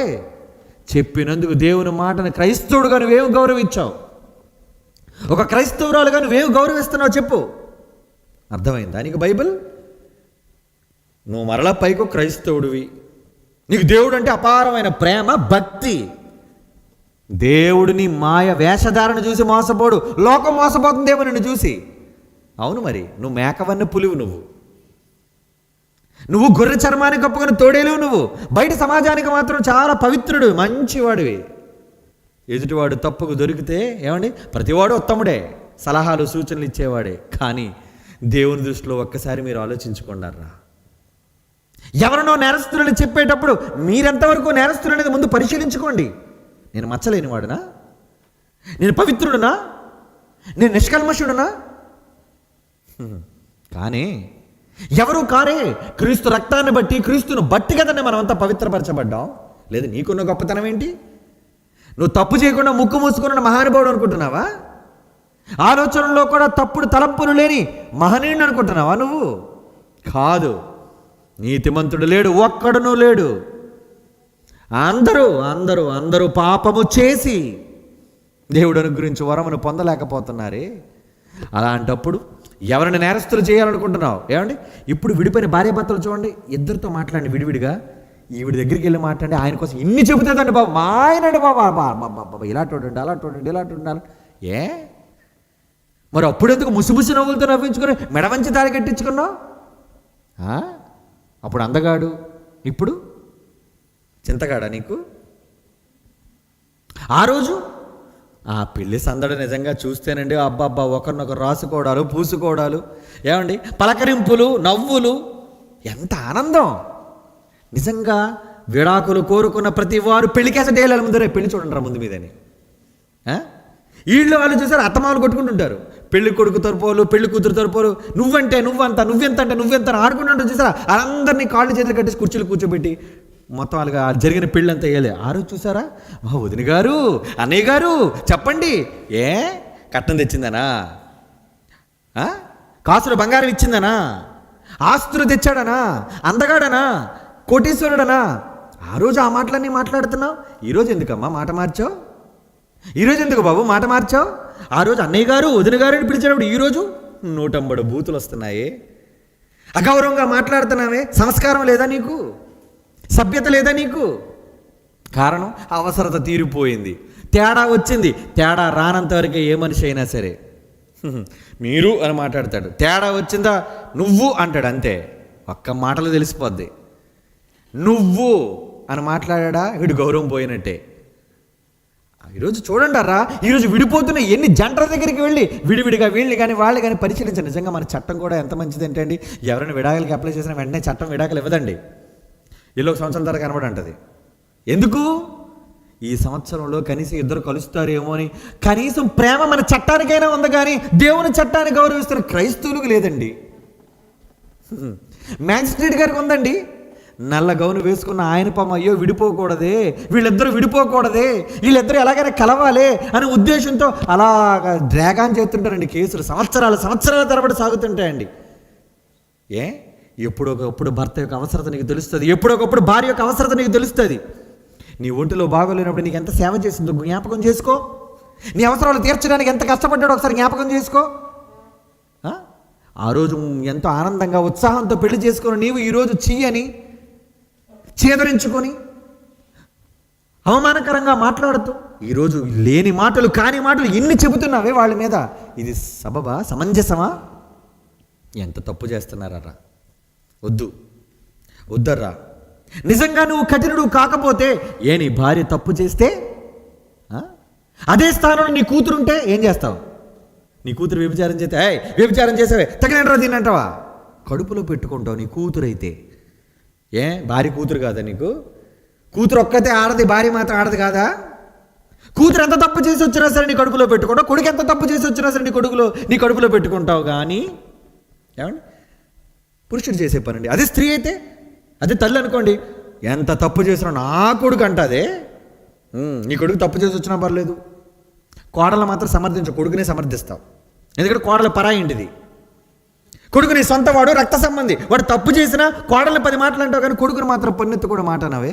పక్షపాతం నీది. ఇలా పక్షపాత ధోరణితో తల్లి కానీ, తండ్రి కానీ, భార్యలు కానీ, భర్తలు కానీ ఉండటం వలన ఏమైపోతున్నాయి చెప్పండి? కుటుంబాలన్నీ కూడా వివాహ వ్యవస్థ అంతా కుప్పకూలిపోతుందండి ఈరోజు. వివాహ వ్యవస్థ, దేవుడు ఎన్ని ఆలోచనలు, ఎన్ని ప్రణాళికలతో అయితే ఉన్నాడో అవన్నీ కూడా నేల రాలిపోతున్నాయి. మీ ఇద్దరి ప్రేమకు ప్రతిరూపంగా ప్రేమలు జన్మించాలని, ప్రేమ ప్రతిరూపాలు పుట్టాలని దేవుడు ఎన్ని కోరుకుంటున్నాడో. అందుకే పానుపు నిష్కల్మషమైనది అన్నాడు. వివాహం అన్ని విషయంలో అబ్బో నాకు పెళ్ళి అంటే సందడి అన్నాడు ఆయన. పెళ్లి సందడి మొట్టమొదటి ఏదైనా తోటలో జరిగిందండి, ఆరంభమైంది. కానీ ఆ సందడి ఎక్కువ కాలం నిలవలేదు ఆయనకి. పుట్టినవాడు మొట్టమొదటి హంతకుడికి జన్మనిచ్చిందండి తల్లి. ఆది తల్లి ఎవరు? కయ్యను. ఫస్ట్ పుట్టిన మొదటి బహుమతి మర్డరర్. భర్తనే బొట్టలో వేసిన దాని మన మొదటి కొడుకుని ఎలా పెంచుతావు? ఎలా ఉంటాడు మొదటి కుమారుడు? ఏమండి, ఆలోచించండి ప్రియులారా.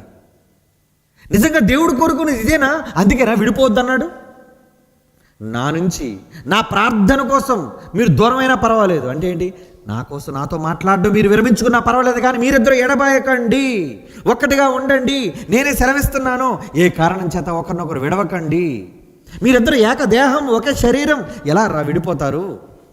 ఇన్ని మాటలు బైబిల్లో చదువుతున్న మనం బిడ్డలను కన్న తరువాత కూడా ఎవరి మార్గాన్ని వారిదని చెప్పి మనం బ్రతుకుతున్నాము అంటే, ఈరోజు విడిపోగలుగుతున్నాము అంటే క్రైస్తవులుగా ఏం దేవుని బైబిల్ని మనం గౌరవించగలుగుతున్నాం? ఆలోచించండి ప్రియులారా, ఆలోచించండి. లేదు, మనకి దేవుడు అంటే గౌరవం లేకుండా పోయింది ప్రియులారా. దేవుని వాక్యాన్ని మనం గౌరవించకుండా పోతున్నాం. నిజంగా దేవాది దేవుడు ఒక భార్యగా చూసిన ఇశ్రాయేలీయులు తప్పు చేసినా కడుపులో పెట్టుకున్నాడే. ద్రోహం చేసావు నువ్వు, నాకు తెలుసు ద్రోహం చేసేది. నిజంగా చాలామంది, కొంతమంది భర్తలు నేను చూశానండి, కళ్ళు ఎదుటే భార్య ఎంతో పొరపాటు చేస్తున్నా నిజంగా ఆమెను వద్దనుకోక కాపురం చేస్తుంటే చాలామంది వచ్చిన స్నేహితులు అడిగినప్పుడు, ఏమిరా నీ భార్య ఎంత తప్పు చేస్తుందే, ఎందుకురా దాన్ని ఇంకా ఏలుకుంటున్నట్టు? ఒరే, నాకు ఇప్పుడు కావాల్సింది భార్య కాదురా, నేను జన్మనిచ్చిన నా బిడ్డలకు తల్లి కావాలి. వాళ్ళు పెరగాలి, వాళ్ళ ఆలనా పాలన చూడాలి. నేను బయటికి వెళ్ళిపోతున్నాను, పని చేస్తున్నాను, వాళ్ళు ఎవరు పెంచుతారు? కనుక నా బిడ్డలకు తల్లి కావాలి, కాబట్టి నేను ఓర్చుకుంటున్నాను అన్న వారి మాటలు విన్నప్పుడు, ఆహా, ఎంత గొప్ప మనసు వాళ్ళది. నిజంగా హైందవ ధర్మశాస్త్రంలో భార్యని ఎలా పోర్చారంటే, కార్యేషు దాసి కర్ణేషు మంత్రి అని రకరకాలుగా చెప్పారే. భార్య ఒక మంత్రి అట. భార్య ఎందుకు కూతురు కాకూడదు? ఏమండి, భార్య ఎందుకు నీకు తల్లి కాకూడదు? నీ తల్లి తప్పు చేస్తే నువ్వు విడిచిపెట్టేస్తావు నీ తల్లిని? నీ భర్త తప్పు చేస్తే నువ్వు విడిచిపెట్టేస్తావు? అదే నీ తండ్రి ఉంటే, నీ తండ్రి అదే స్థానంలో ఉండి తప్పు చేస్తే, అమ్మో మా నాన్న ఎంత చెడ్డవాడైనా మా నాన్న అండి అంటావు. మరి ఎంత చెడ్డవాడైనా నీ భర్త నీకు భర్త కాడా? ఎంత చెడ్డదైనా నీ భార్య నీకు భార్య కాదా? ఆలోచించండారా. దేవుడు నేర్పిస్తున్నాడు ఏమని? ద్రోహిని వారికి ఇశ్రాయేలు తిరిగి రమ్ము, నువ్వు వ్యభిచారం చేసావన్న సంగతి నాకు తెలుసు, కానీ నేను నిన్ను కోరుకుంటున్నాను అంటున్నాడు. ఇది దేవుని మనస్సు. యెషయాగ్రంథం 50వ అధ్యాయం, యెషయాగ్రంథం 50వ అధ్యాయం 1వ వచనం. ఎప్పుడైనా దేవుడు మనకు పరిత్యాగ పత్రిక ఇచ్చేశాడా? ఇశ్రాయేలుని ఎప్పుడైనా దేవుడు వదిలేశాడా? చెబుతున్నాడు, అందుకే అడుగుతున్నాడు. చూడండి, యెషయాగ్రంథం 50వ అధ్యాయం 1వ వచనం. యెహోవా ఇలాగ సెలవిచ్చుచున్నాడు, నేను మీ తల్లిని విడనాడిన పరిత్యాగ పత్రిక ఎక్కడుంది? ఇది చూపించి, ఎప్పుడు విడాకులు ఇచ్చాను నేను? పరిత్యాగ పత్రిక అని మోషేతో రాయించాను, కానీ నేను ఎప్పుడైనా పరిత్యాగ పత్రిక ఇచ్చానా నీ తల్లికి? ఇవ్వలేదే. అవునా? నప్పుల వారితో ఎవరికి మిమ్మల్ని అమ్మివేసి తిని? ఎప్పుడైనా మిమ్మల్ని అమ్మేశానా? నప్పులు తీర్చలాగా మా పిల్లల్ని తీసుకెళ్ళిపోండి అన్నానా? అది చెయ్యలేదు. నీ తల్లిని కూడా నేను విడనాడలేదు అంటున్నాడండి మన తండ్రి. అంత గొప్ప మంచి మనస్సు కలిగిన వాడండి తండ్రి. ఎవరండి? మన తండ్రి. మరి అలాంటప్పుడు మనం ఎలా ఉండగలుగుతున్నాం ప్రియులారా? ఒకరినొకరు విడిచి ఎలా ఉండగలుగుతున్నాం చెప్పండి? అలాగని మరి అలాగైతే అండి, మరి చాలామంది వదిలేశారు కదండి. అంటే అది నువ్వు తొందరపాటులో తీసుకున్న తప్పుడు నిర్ణయం. నీ మంచి ప్రవర్తనతో, నీ మంచి మాటల చేత చెడ్డవాళ్ళైనా నీ భర్తను మార్చుకో ఓ స్త్రీ. చెడ్డదైనా నీ భార్యను మార్చుకో ఓ పురుషుడా. మార్చలేవా? నీ దగ్గర వాక్యం లేదా? నీ సత్ప్రవర్తన, నీ సత్క్రియలు ఎందుకు మార్చలేవు చెప్పు. తప్పు చేస్తారు సమాజంలో ప్రతి ఒక్కరూ, తప్పు చేసిన వాళ్ళు. అలాగని ఏ కారణం చేతను వాళ్ళు విడిచిపెట్టాలనుకుంటున్నావు? వ్యభిచార కారణం చేత వదిలేమన్నాడు అంటే నువ్వు హృదయం కఠినమైంది కాబట్టి, క్షమించలేని మనసు నీకుంది కాబట్టి వదిలేస్తాను మాటిగా వ్యభిచార కారణం చూపిస్తున్నావే. నా భార్య ఎవరితో అక్రమ సంబంధం పెట్టుకున్నది నేను విడాకులు ఇచ్చేస్తాను, నా భర్త ఎవరితో అక్రమ సంబంధం పెట్టుకున్నది నేను విడాకులు ఇచ్చేస్తున్నాను. నువ్వు హృదయ కాఠిన్యం, నీ హృదయం కఠినమైనది. దేవుడు హృదయ కాఠిన్యాన్ని కోరుకునేవాడు కాడు. అలాగైతే మనం మంచి వాళ్ళమని యేసుప్రభు మనల్ని ఏలుకుంటున్నాడండి. ఎఫ్సీ పత్రిక చదవండి, ఎంత మంచి మాట. ఎఫ్సీ పత్రిక 5వ అధ్యాయం, ఎఫ్సీ పత్రిక 5వ అధ్యాయం చదువుకునే ముందు కొరింథీయులకు రాసిన 2వ పత్రిక చదివిన తర్వాత ఇక్కడికి వద్దాం. కొరింథీయులకు రాసిన 2వ పత్రిక 11వ అధ్యాయం, కొరింథీయులకు రాస్తున్న 2వ పత్రిక 11వ అధ్యాయం 2వ వచనం. దేవాసక్తితో మీ ఎడల ఆసక్తి కలిగి ఉన్నాను, ఎందుకనగా పవిత్రురాలైన కన్యకనుగా ఒక్కడే పురుషునికి, మనందరినీ కూడా ఒక్కడే పురుషుని కనుక క్రీస్తుకు సమర్పింపవాలని మిమ్మల్ని ప్రదానము చేసి తిని, కానీ సర్పము తన కుయుక్తి చేత అవ్వను మోసపరిచినట్టు మీ మనస్సులు చెడిపోయామండి. ఈరోజు మనమంతా క్రీస్తుని నమ్మిన మనం, క్రీస్తుని స్వీకరించిన మనం, మన మనస్సులు గాయమైపోయి కఠినమైపోయి, క్రీస్తు ఎడలనున్న సరళత నుండి, పవిత్రత నుండి ఎట్లయినా నువ్వు తొలగిపోనేమోనని భయపడుతున్నాను. మనమంతా క్రీస్తుకు ప్రదానం చేయబడిన వాళ్ళమే. మరి ప్రదానం చేయబడిన మనం మంచి వాళ్ళమా? ఎఫ్సీ పత్రిక ఇప్పుడు చదవండి, 5వ అధ్యాయం. ఎఫ్సీలకు రాస్తున్న పత్రిక 5వ అధ్యాయం 24వ వచనం నుంచి, సంఘము క్రీస్తుకు లోబడినట్లుగా భార్యలు కూడా ప్రతి విషయంలోనూ తమ భర్తలకు లోబడవలెను. పురుషులారా మీ భార్యలను ప్రేమించుడి, అటువలనే క్రీస్తు కూడా సంఘమును ప్రేమించి నిజంగా ఒక స్త్రీగా సంఘాన్ని పోల్చి, ఒక యజమానిగా, ప్రదానం చేయబడిన స్త్రీగా మనల్ని పోల్చుకుంటే మన నాదుడైన యేసుక్రీస్తు వారు ఎంత మంచి మనసు అన్నాడండి. క్రీస్తు కూడా సంఘమును ప్రేమించి, అది కళంకమైనను ముడతయైనను అట్టిది మరి ఏదైనానో భార్య మీద కళంకం పడినా ఏమంటున్నాడండి, వాటన్నిటినీ తీసివేసి పరిశుద్ధమైనది గాను నిర్దోషమైనది గాను మహిమగల సంఘము గాను ఆయన తన ఎదుట నిలువబెట్టుకొనవలని వాక్యముతో ఉదక స్నానము చేత దానిని పవిత్రపరిచి పరిశుద్ధపరచుకుంటకై దాని కొరకు తన్ను తానే అప్పగించేసుకున్నాడా? యేసుక్రీస్తు వారు ఒక భర్తగా, సంఘానికి ఒక భర్తగా, మనల్ని ఏలికగా, మన నాదుడుగా, నిజంగా ఎన్ని పొరపాట్లు సంఘస్థులుగా ఉండి మనం చేస్తున్నా వాటన్నిటినీ కఠినుడు కాకుండా మనల్ని క్షమిస్తూ, చేరదీస్తూ, ప్రతి కళంకాన్ని, ప్రతి డాగును కడుగుతున్నాడటండి. ఏం అవసరం అండి? భారీగా తప్పు చేసి వస్తే కడుపులో పెట్టుకునే భర్త, ఆహా ఎంత మంచివాడండి. అలాగని తప్పును ప్రోత్సహించడానికి చేయటం లేదు ఆయన. నువ్వు పర్లేదమ్మా, ఎవరితో తిరిగి వచ్చినా పర్లేదు, నేను ఏలుకుంటాననేది కాదు.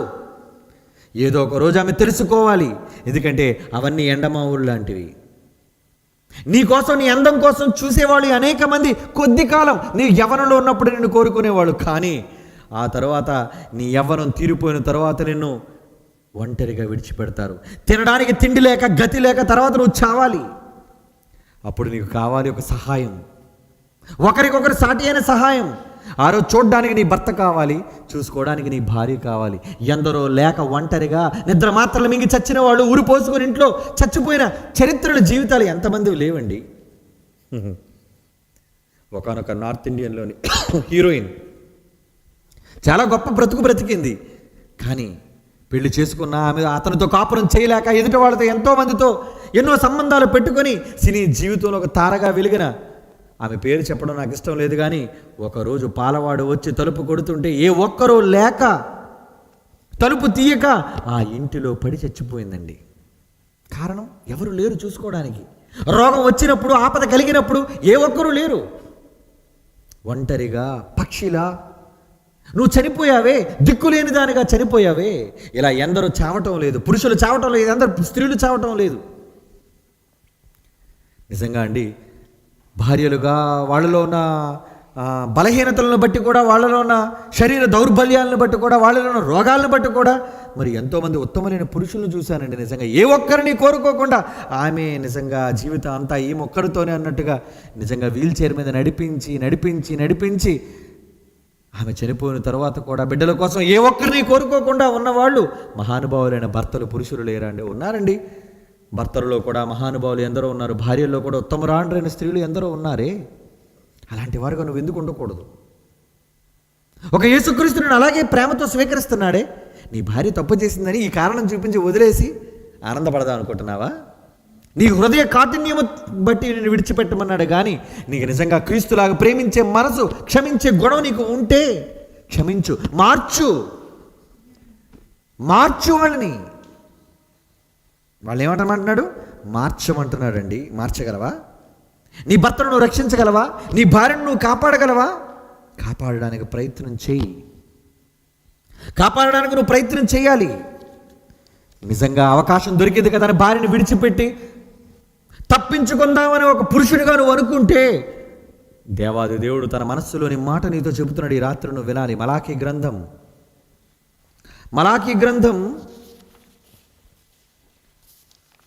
దేవుడు రాస్తున్న మాట 2వ అధ్యాయం. మలాకీ గ్రంథం 2వ అధ్యాయం 14వ వచనం నుంచి చూడండి ప్రియులారా. మలాకీ గ్రంథం 2వ అధ్యాయం 14వ వచనం నుంచి ప్రియులారా ఏమంటున్నాడు అక్కడ?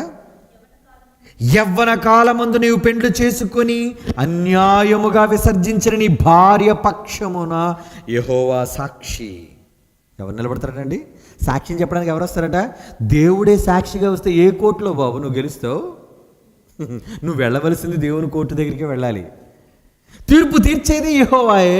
ఆ యెహోవాయే నీకు వ్యతిరేకంగా సాక్ష్యం చెబుతానంటున్నాడు. తప్పించుకుందామనేనే?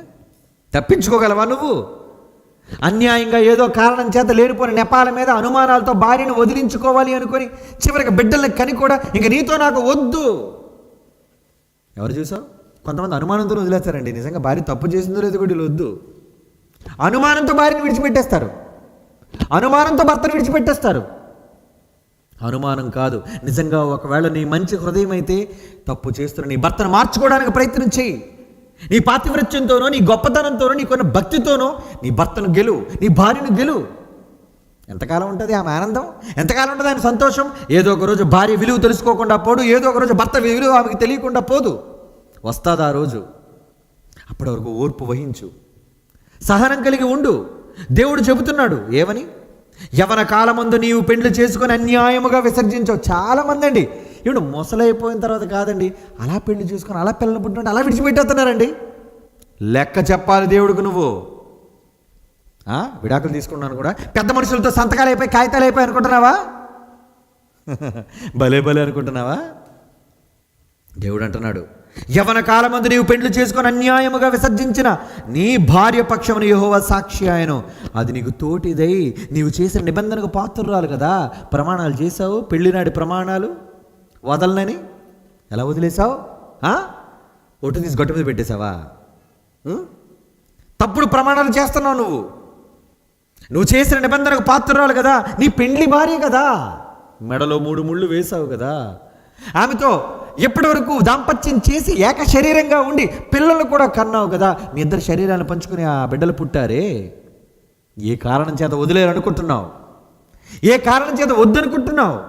15వ వచనం, కొంచెముగానే నువ్వు దైవాత్మ నొందిన వారిలో ఎవరినూ ఇలాగూ చేయలేదే. నీకు నిజంగా దైవాత్మ అనేది ఉంటే, మనస్సాక్షి అనేది నీకు ఉంటే, నీ భార్యను విడిచిపెట్టకూడదు, నువ్వు నీ భర్తను విడిచిపెట్టకూడదు. నువ్వు ఎవరిచ్చారు నీకు అధికారం విడిచిపెట్టడానికి? తప్పు చేశాడు. ఏం తప్పు చేశాడు? నువ్వు మంచిదానో చెప్పు. మాటికి భర్త వ్యభిచారం చేశాడని మాట్లాడే భార్యలు, ఏమమ్మా నిజంగా నువ్వు అంత పతివ్రతవా? నీ గుండెల మీద చేసుకుని వాక్యం మీద ప్రమాణం చేసి చెప్పు. వేరొక పురుషుని తప్పుడు చూపుతూ నువ్వు చూడట్లేదని చెప్పవు. నువ్వు దొరకని దొంగ. వాడు బలహీనుడు కాబట్టి వాడు దొరికాడు. నువ్వు నువ్వు బలవంతురాలు కాబట్టి బయటకు మాత్రం చెప్పవు. నీ మనసులో ఏ పురుషుని మీద తప్పుడు ఆలోచన, తప్పుడు కోరిక నీకు రాలేదా ఓ స్త్రీ? అలాగే ఓ పురుషుడా, నీ భార్య ఏదో తప్పు చేసిందని పదే మా ఆవిడ వ్యభిచారండి తప్పు చేసిందని పదే సార్లు చెబుతున్నావే. నువ్వు ఆలోచనలో మంచివాడువా? నువ్వు వేరే తప్పు చేయని వాడువా? నీ హృదయంలో వేరొక స్త్రీతో తప్పుడు ఆలోచన కలిగినప్పుడే నువ్వు అదే దినమున అదే క్షణమున ఆ స్త్రీతో వ్యభిచరిస్తానని బైబిల్ చెప్పింది. మాటికి ఆమె వ్యభిచారం అంటావేంటి? నువ్వు ఎప్పుడు వ్యభిచారం చేయలేదా మానసికంగా? నీ ప్రతిరోజు నీ రాత్రిపూట నీ గుండెల్లోకి ఎంతమందిని తీసుకొని వచ్చి వ్యభిచారం చేస్తున్నావు నీకు తెలీదా? ఎంతమందిని గురించి తప్పుడు ఆలోచన కలిగి ఉన్నావో, చూపుతోనే, మోహపు చూపుతో ఎంతమందిని చూస్తున్నావో నీకు తెలీదా? ఎలా నువ్వు మంచివాడు అనుకుంటున్నావు? ఎలా నువ్వు గొప్పవాడు అనుకుంటున్నావు? దేవుడు అడుగుతున్నాడు, ప్రశ్నకి జవాబు ఉందా నీ దగ్గర? దేవుడు అడుగుతున్నాడు ఈరోజు, కొంచెముగానైనను, మలకి గ్రంథం 2:15 అండి, కొంచెముగానైనను దైవాత్మ నొందిన వారిలో ఎవరునూ ఎలాగూ చేయలేదు. నీకు దైవాత్మ వచ్చిందా? నీకు బాప్తిసం పొందేశానంటున్నావు, నేను చాలా గొప్పవాడిని అంటున్నావు, నాకు బైబిల్ తెలుసు అంటున్నావు, నేను క్రైస్తవుని అని చెప్పుకుంటున్నావు, నేను క్రైస్తవురాలను అంటున్నావు. మంచిది, మరి నీకు తెలీదా? ఒకడు చేసిన ఏమి జరగను, దేవుని చేత సంతతి నొందవలనని అతడు యత్నము చేసను కదా. కాగా మిమ్మల్ని మీరే జాగ్రత్త చేసుకుని యవ్వనమున పెండ్లి చేసుకుని మీ భార్యల విషయంలో విశ్వాసఘాతకులు కాకుండుడి. అనవసరంగా భార్యలను విడిచిపెట్టకండి. అనవసరంగా పరిత్యాగ పత్రికల పేరట కారణాలు చూపించి మీ భార్యను విడిచిపెట్టకండి అంటున్నాడు దేవుడు. 16వ వచనం, భార్యను పరిత్యజించుట నాకు అసహ్యమైన క్రియ అని ఇశ్రాయేలు దేవుడని యెహోవా సెలవిచ్చుచున్నాడు.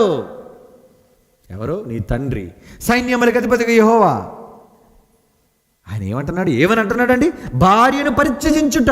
పరిత్యాగ పత్రిక ఇచ్చేశాను, వ్యభిచారం చేసేసింది, నువ్వు చూసేసావు, మరి రెడీ హ్యాండెడ్గా నీకు దొరికిందా? నీ హృదయం కఠినమైపోయింది కాబట్టి నువ్వు క్షమించలేని మనస్సు, మార్చుకోలేని దౌర్భాగ్య స్థితి. ఎవరి మార్చేత బైబిల్ పట్టుకుని వెళ్ళిపోయి చెప్పేస్తున్నావు నువ్వు అందరికీ?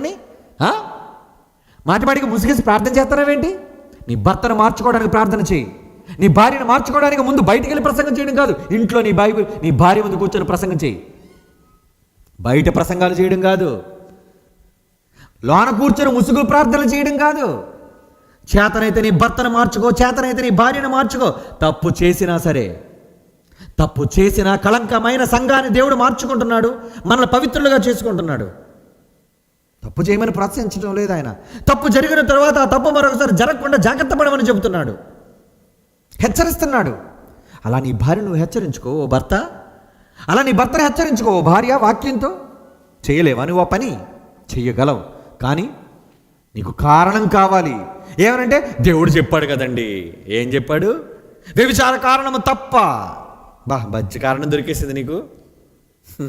అలాగైతే నువ్వు ఎన్నిసార్లు వ్యభిచారివి కాలేదు నీ మనస్సులో. దేవుడిని ఎన్నిసార్లు విడిచిపెట్టారు? ఒక్కసారి వ్యభిచారం చేసినందుకే లైఫ్ లాంగ్ విడిచిపెట్టేస్తుంటే, ప్రతి క్షణం నీ మనసులో వ్యభిచారం చేస్తున్నందుకు దేవుడిని కాదని ఈ లోకాన్ని కోరుకుంటున్న వ్యభిచారులు కావా మనం? ఈ లోకంతో స్నేహం చేసేవాడు వ్యభిచారులారా, ఈ లోక స్నేహము దేవునితో వైరం అంటున్నాడే. ఈ లోకాన్ని మనం కోరుకుంటున్నప్పుడు ఎన్నిసార్లు పురుషులు కానీ స్త్రీలు కానీ మనమంతా వ్యభిచారం అయినప్పుడు ఎన్నిసార్లు దేవుడు మనల్ని విడిచిపెట్టాలి చెప్పండి?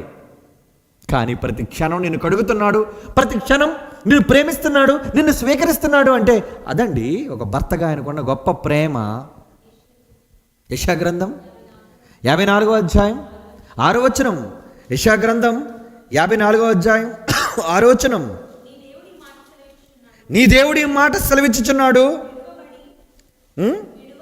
విడువబడి దుఃఖాక్రాంతురాలైన భార్యను పురుషుడు రప్పించినట్లు, తృణీకరింపబడిన యవ్వనపు భార్యను పురుషుడు రప్పించినట్లు యెహోవా నిన్ను పిలుచుచున్నాడు. నిమిషమాత్రమే నేను విసర్జించానే, మాత్సల్యముతో నిన్ను సమకూర్చేదను. మహోద్రేకము కలిగి నిమిషమాత్రమే విముఖుడనయ్యానంతే. నిత్యము ఆయన కృపతో నీకు వాత్సల్యం చూపుతాను, రా, వస్తావా? ఒక భార్యగా అయితే నువ్వు వస్తావని దేవుడు అడుగుతున్నాడు. ఒక భర్తగా తప్పు చేసినా నిన్ను క్షమించి ఆదరించి నిన్ను మార్చుకునే గొప్ప మనసు తండ్రి అయిన దేవుడుకున్నప్పుడు నీలో ఎందుకు లేదా మనసు? ఒక భార్యగా నీలో ఎందుకు లేదా మనసు? ఒక భర్తగా నీలో ఎందుకు లేదా మనసు? వివాహానికి ఏం కావాలట? శుభలేఖ. విడాకులకి నీకు ప్రేమ లేఖ. విడిపోతున్నావు, నీకు ప్రేమ లేఖ. ప్రేమ లేఖ విడిచిపెట్టాలి అనుకున్నావు. ఇర్మియా గ్రంథం 3వ అధ్యాయం, ఇర్మియా గ్రంథం 3వ అధ్యాయం 22వ వచనం చూడండి ప్రియులారా. భ్రష్టులైన బిడ్డలారా తిరిగి రండి, మీ అవిశ్వాసం నేను బాగు చేసేదను. నీవే మా దేవుడు ఒక యెహోవావు, నీ యొద్దకే మేము వచ్చుచున్నాము. నీ తండ్రి దగ్గరకు రావడానికి, విడిచిపెట్టిన నీ భర్త దగ్గరకు రావడానికి ఏంటి నీకు చిన్న చూపు? నాకు ముఖం చెల్లటం లేదండి ఆయన దగ్గర రావడానికి. ఏ మొహం పెట్టుకుని వెళ్ళు? నీ మొహం పెట్టుకుని వెళ్ళు, ఇంకో మొహం పెట్టుకుని వెళ్ళడం ఎందుకు? ఏ మొహంతో కాపురం చేసావు, ఏ మొహంతో తాళి కట్టించుకున్నావు, ఏ మొహంతో ఆయనకి పిల్లలు కన్నావు, అదే మొహంతో వెళ్ళు. తప్పించుకోవడానికి లేనిపోని కుంటి సాకులు చెప్పి నువ్వు లోకం దృష్టిలో నువ్వు గొప్పవాడు అవుతావేమో, గొప్పదనం అవుతావేమో, కానీ దేవుని దృష్టిలో నువ్వు ఎన్నికకు రావు. నీకు నువ్వు బోధించుకోవడం చేత కానీ నువ్వు నేరస్తులుగా చేసి ఎవరి కాలంలో విసర్జించిన నీ భార్యను, నీ బిడ్డలకు అన్యాయం చేస్తున్నావు, నీ భార్యకు అన్యాయం చేస్తున్నావు, నీ భర్తకు అన్యాయం చేస్తున్నావు. యెహోవా అంటున్నాడు. అందుకే మలాకీలో ఏమంటున్నాడంటే, ఇందాక మనం చదువుకున్న మాట, యవ్వన కాలమందు ఒకవేళ నువ్వు విడిచిపెడుతా భార్యను పరిత్యజించుట, మలాకీ 2:16, నాకు అసహ్యమైన క్రియ అని ఇశ్రాయేలు దేవుడు యెహోవా సెలవిచ్చుచున్నాడు. కాబట్టి మీ మనస్సులు కాచుకొనుడి, విశ్వాసఘాతకులు కాకుండుడి. దేవుడు అంటున్నాడు, నీ తండ్రి నీతో చెబుతున్నాడు. మొట్టమొదటిసారిగా ఏదైనా తోటలో పెళ్లి చేసిన నీ ఆది తల్లిదండ్రులకు పెళ్లి చేసిన అదే తండ్రి, అదే యెహోవా నీతో చెబుతున్న మాట. స్వీకరించలేవా? నీ భార్యను, నీ భర్తను నువ్వు స్వీకరించలేవా? ఎందుకు వాళ్ళని అపవిత్రులుగా చేస్తున్నావు? ఎందుకు వాళ్ళు ఎవరికి చెందకుండా చేస్తున్నావు? ఏమిటి నిజంగా పసి మనస్సుల్లో ఏమిటి విడిపోదామని చాలామంది తప్పుడు నిర్ణయాలు తీసుకొని విడిపోతున్నారే కానీ నిజంగా ఆ పిల్లల దగ్గరికి వెళ్ళి ఎవరు కావాలి అంటే, నాకు అమ్మ కావాలి, నాన్న కావాలి. ఎందుకంటే నాన్న ప్రేమను అనుభవించారు, తల్లి ప్రేమను అనుభవించారు. వాళ్ళు ఎవరి ప్రేమ వద్దనుకోగలరు చెప్పండి? నాకు అమ్మ కావాలి, నాన్న లేకపోయినా పర్లేదని ఏ కుమారుడు, ఏ కుమార్తె చెప్పగలరు చెప్పండి?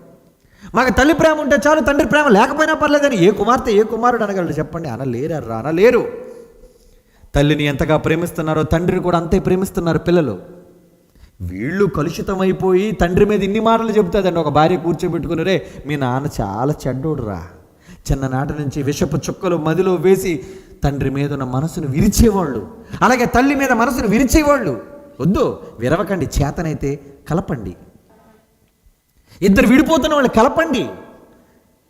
ఇద్దరు విడిపోవాలనుకుంటున్న వాళ్ళని చూచి బాధపడండారా. విడిపోవాలని కోరుకోకండి, కలపండి. దేవుడు అదే అంటున్నాడు, మీరు విడిపోవడం నాకు ఇష్టం ఉండదు.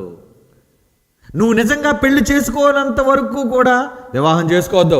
పెళ్లి చేసి తాళి కట్టావా, విడుదల కోరొద్దు అంటున్నాడు. దేనికి కావాలి విడుదల? నీకు విడిపోతావా? విడాకులని విడుదల కావాలా? నీకు విడాకులని విడుదల కావాలా? నేనెవ్వరు నీకు విడుదల, నేను నీకు విడుదల ఇవ్వను అంటున్నాడు. కనుక ప్రియులారా, ఆలోచించండి. ఏమండి, మొదటి శతాబ్దంలో అనేక మంది దేవుని కొరకు తమ జీవితాలను త్యాగం చేసిన వాళ్ళు. వివాహం జరిగిందండి, పేతురుకి వివాహం జరగలేదా? అపోస్తలులకు వివాహం జరగలేదా? కానీ భార్యలు కలిగిన వాళ్ళు కూడా భార్యలు లేనట్టుగా ఉన్నారు. అలాగని వాళ్ళు మంచి ఆటలు చూడలేకని కాదు, విశ్వాసరాలను భార్యను వెంట పెట్టుకుని వెళ్ళాడండి పేతురు. తక్కిన అపోస్తలు విశ్వాసరాలు భార్యలు వెంట పెట్టుకుని తిరిగారండి, సేవలో ముందుకు వెళ్ళారండి.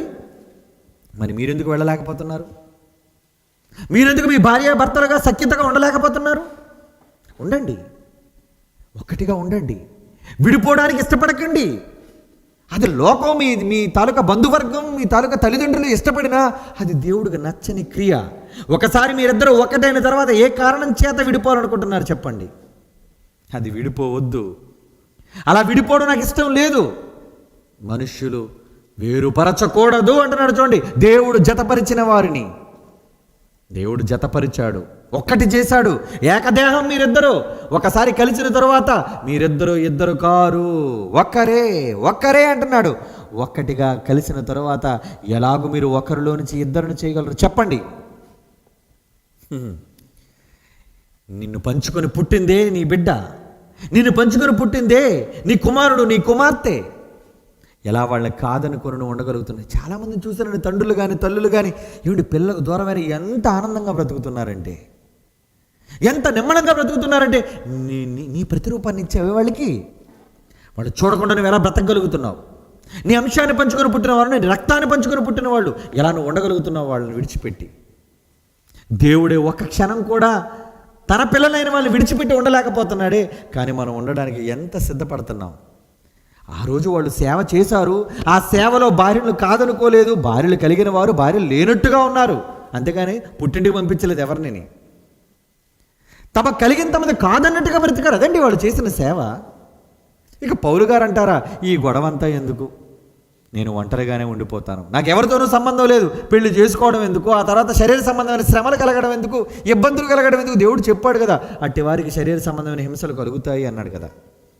కలుగుతాయి. పెళ్ళైన తర్వాత సమస్యలను ఉండక తప్పదు, కుటుంబాల మధ్య గొడవలు ఉండక తప్పదు, భార్యాభర్తల మధ్య అనుమానాలు అపార్థాలు ఉండక తప్పదు. అయినా సరే వాటన్నిటిని అధిగమించగలిగే మనస్సు నీకు రావాలి. నీ భర్తను కాపాడుకునే స్త్రీగా, నీ భార్యను కాపాడుకునే పురుషునిగా, నీవు పరలోకపు తండ్రికి విధేయుడైన కుమారుడుగా నువ్వు ఉండగలిగితే నీ వివాహం పండినట్టే. నీకు పుట్టిన గర్భఫలాలు దేవుని కొరకు బ్రతికినట్టే. బ్రతికించు, దేవుని కోసం వాళ్ళు బ్రతికించు. అలా నీవు బ్రతికించిన నాడు, అలా నీవు వాళ్ళు పెంచిన నాడు నీ వివాహం అర్థవంతమైనది. అంతేగాని పరిశుద్ధమైన వివాహం అంటున్నావే, ఆ పరిశుద్ధమైన వివాహానికి ఎందుకు కళంకాన్ని ఆపాదిస్తున్నారు చెప్పండి? వద్దు. పెళ్లి చాలా ఘనమైనది, గొప్పది, పవిత్రమైనది, పరిశుద్ధమైనది. ఆ పరిశుద్ధమైన పెళ్లికే విడాకులు ఇచ్చేస్తున్నారా? ఆ పరిశుద్ధమైన వివాహాన్నే కాదంటున్నారా? వద్దర్రా. దేవుడు జతపరిచిన వారిని, దేవుడు ఏకం చేసిన వారిని మీరు మీ స్వంత కారణాల చేత, స్వకీయ కారణాల చేత మీరు విడిచిపెట్టకండి. మీరు కఠినులైతే విడిచిపెడతారు, కానీ మీరు గొప్పవాళ్ళైతే, దేవుని లాంటి మనస్సు కలిగిన వాళ్ళు, క్రీస్తు లాంటి మనస్సు కలిగిన వారైతే నీ భర్తను రక్షించుకో, నీ భార్యను రక్షించుకో. ఏవో కారణాల చేత, తప్పుడు కారణాలను చూపించి నీ విడిచిపెట్టాలనుకోవడం గొప్ప కాదు. నీకు పుట్టిన బిడ్డలు పవిత్రులు కావాలి అనుకుంటే వాడితో సమాధానపడు, కలిసిపోండి. ఎన్నోసార్లు ఈరోజు మన భారత చట్టాలు కూడా భార్యాభర్తలు కలిసిపోవడానికి ఎన్నో అవకాశాలు ఇస్తున్నాయి. కమాన్, ఇద్దరు కూడా ఒకరి మీద ఒకరు కేసు పెట్టుకున్నా పర్వాలేదు, మీరిద్దరు రాజీ అయిపోతారండి, కలిసి ఉండండి, మాకు అదే కావాలంటున్నాయి చట్టాలు. దేవుడు కూడా అటువంటి వ్యక్తేనండి. కలిసి బ్రతకాలను కోరుకుంటున్నాడు. ఆ కలిసి మీరు చేసే దాంపత్య జీవితంలో పుట్టే బిడ్డలు తన బిడ్డలు అనుకుంటున్నాడు, తనకు వారసులు పడుతున్నారు అనుకుంటున్నాడు. ఎన్నో ఆశలతో బ్రతుకుతున్నాడే. ఆ కన్న తండ్రి కలలను పండించండి. వివాహం చేసుకున్న మీరు, లేదా వివాహం చేసుకోవాలనుకుంటున్న వారు చేసుకున్నారా? సంతోషం, వెరీ గుడ్. విడుదల కోరకండి. చేసుకోకుండా ఉన్నారా? చేసుకోండి, తప్పులేదు. వివాహం చేసుకున్న తప్పులేదు. కానీ ఏవో కారణాల చేత విడిపోకండి. ఇది దేవుడికి నచ్చని పని. ఓకే, కళ్ళు మూసుకొని ప్రార్థన చేసుకుందాం. పరిశుద్ధుడైన తండ్రి, మీ అమూల్యమైన ప్రేమను బట్టి మీరు భూమి మీద ఏర్పాటు చేసిన వివాహ వ్యవస్థ యొక్క ఔన్నత్యాన్ని మీ మాటలలో మేము విన్నాం. దుష్టుడు మా మనస్సులను కలిపి చెరిపి మమ్మల్ని దూరం చేసే భయంకరమైన ప్రక్రియ కలుగ చేయకుండా సఖ్యతతో, సామరస్యతతో నీ సేవను చేసే ఒక గొప్ప కుటుంబంగా మేము, మా కుటుంబీకులు, నీతి సూర్యుడిగా మిమ్మల్ని ఎల్లప్పుడూ కొలిచే భాగ్యాన్ని మాకు ప్రసాదించండి. కుటుంబాల మధ్య చిచ్చును పెట్టే భయంకరమైన తంత్రగొట్టి అపవాది మాకు తెలుసు. వాడి మాయోపాయముల నుండి, దుష్ట ఆలోచనల నుండి మమ్మల్ని మేము తప్పించుకొని మీ కొరకు బ్రతకగలిగే భాగ్యాన్ని దయచేయండి. ఇప్పటి వరకు ఒకవేళ తప్పుడు నిర్ణయాలతో ఎవరైనా ఉన్నా దేవా, గొప్ప మనస్సు వాడికి దయచేసి కఠినులు వాళ్ళు కాకుండా హృదయ కాఠిన్యాన్ని తొలగించుకొని క్రీస్తు నేర్పించిన ప్రేమను బట్టి, మీరు నేర్పించిన గొప్ప ప్రేమను బట్టి తమ కుటుంబాలను నిలబెట్టుకునే అవకాశం క్రైస్తవులు అనేక మందికి ప్రసాదించండి. దేవా, మా జీవితాల్లో మీరు చేసిన ఎన్నో ఉపకారాలన్నిటికీ హృదయపూర్వకమైన ధన్యవాదాలు, కృతజ్ఞతాస్తుతులు మీకు చెల్లిస్తూ యేసుక్రీస్తు వారి ప్రశస్తమైన ఉన్నతమైన నామంలో ఈ ప్రార్థన విజ్ఞాపనలు మీ సన్నిధికి చేర్చుచున్నాము తండ్రి. ఆమేన్. మన తండ్రి అయిన దేవుని ప్రేమ, కుమారుడైన యేసుక్రీస్తు వారి కృప, పరిశుద్ధాత్మ దేవుని అన్యోన్య సహవాసం సదాకాలం మనందరికీ తోడేండి నడిపించునుగాక. ఆమేన్. ఓకే ప్రియులారా, మరి దీనికి సంబంధించేటువంటి ప్రశ్నలు ఒకవేళ మీకున్నా, ఎందుకంటే సందేహాలు రావచ్చు. ప్రతి శనివారం 8 నుంచి 9 గంటల వరకు జైశాలి లైవ్ టీవీలో మరి ప్రశ్నోత్తరాల కార్యక్రమం ఉంది కాబట్టి 7 గంటల నుంచి 8 గంటల వరకు జరిగే ప్రశ్న జవాబుల కార్యక్రమంలో మీ ప్రశ్నలను అడగండి. బైబిల్ నుంచి మనం అడుగుదాం, దేవుడు ప్రతిదానికి చక్కటి జవాబునిస్తాడు. మన విశ్వాసాన్ని బలపరుచుకుందాం. జరగవలసిన కార్యక్రమాలన్నిటి కోసం కూడా ప్రార్థించండి. అనేక మంచి సంగతులను బైబిల్ ఎల్లప్పుడూ చదువుతూ నేర్చుకోండి. ఓకే అండి, thank you very much and God night to all.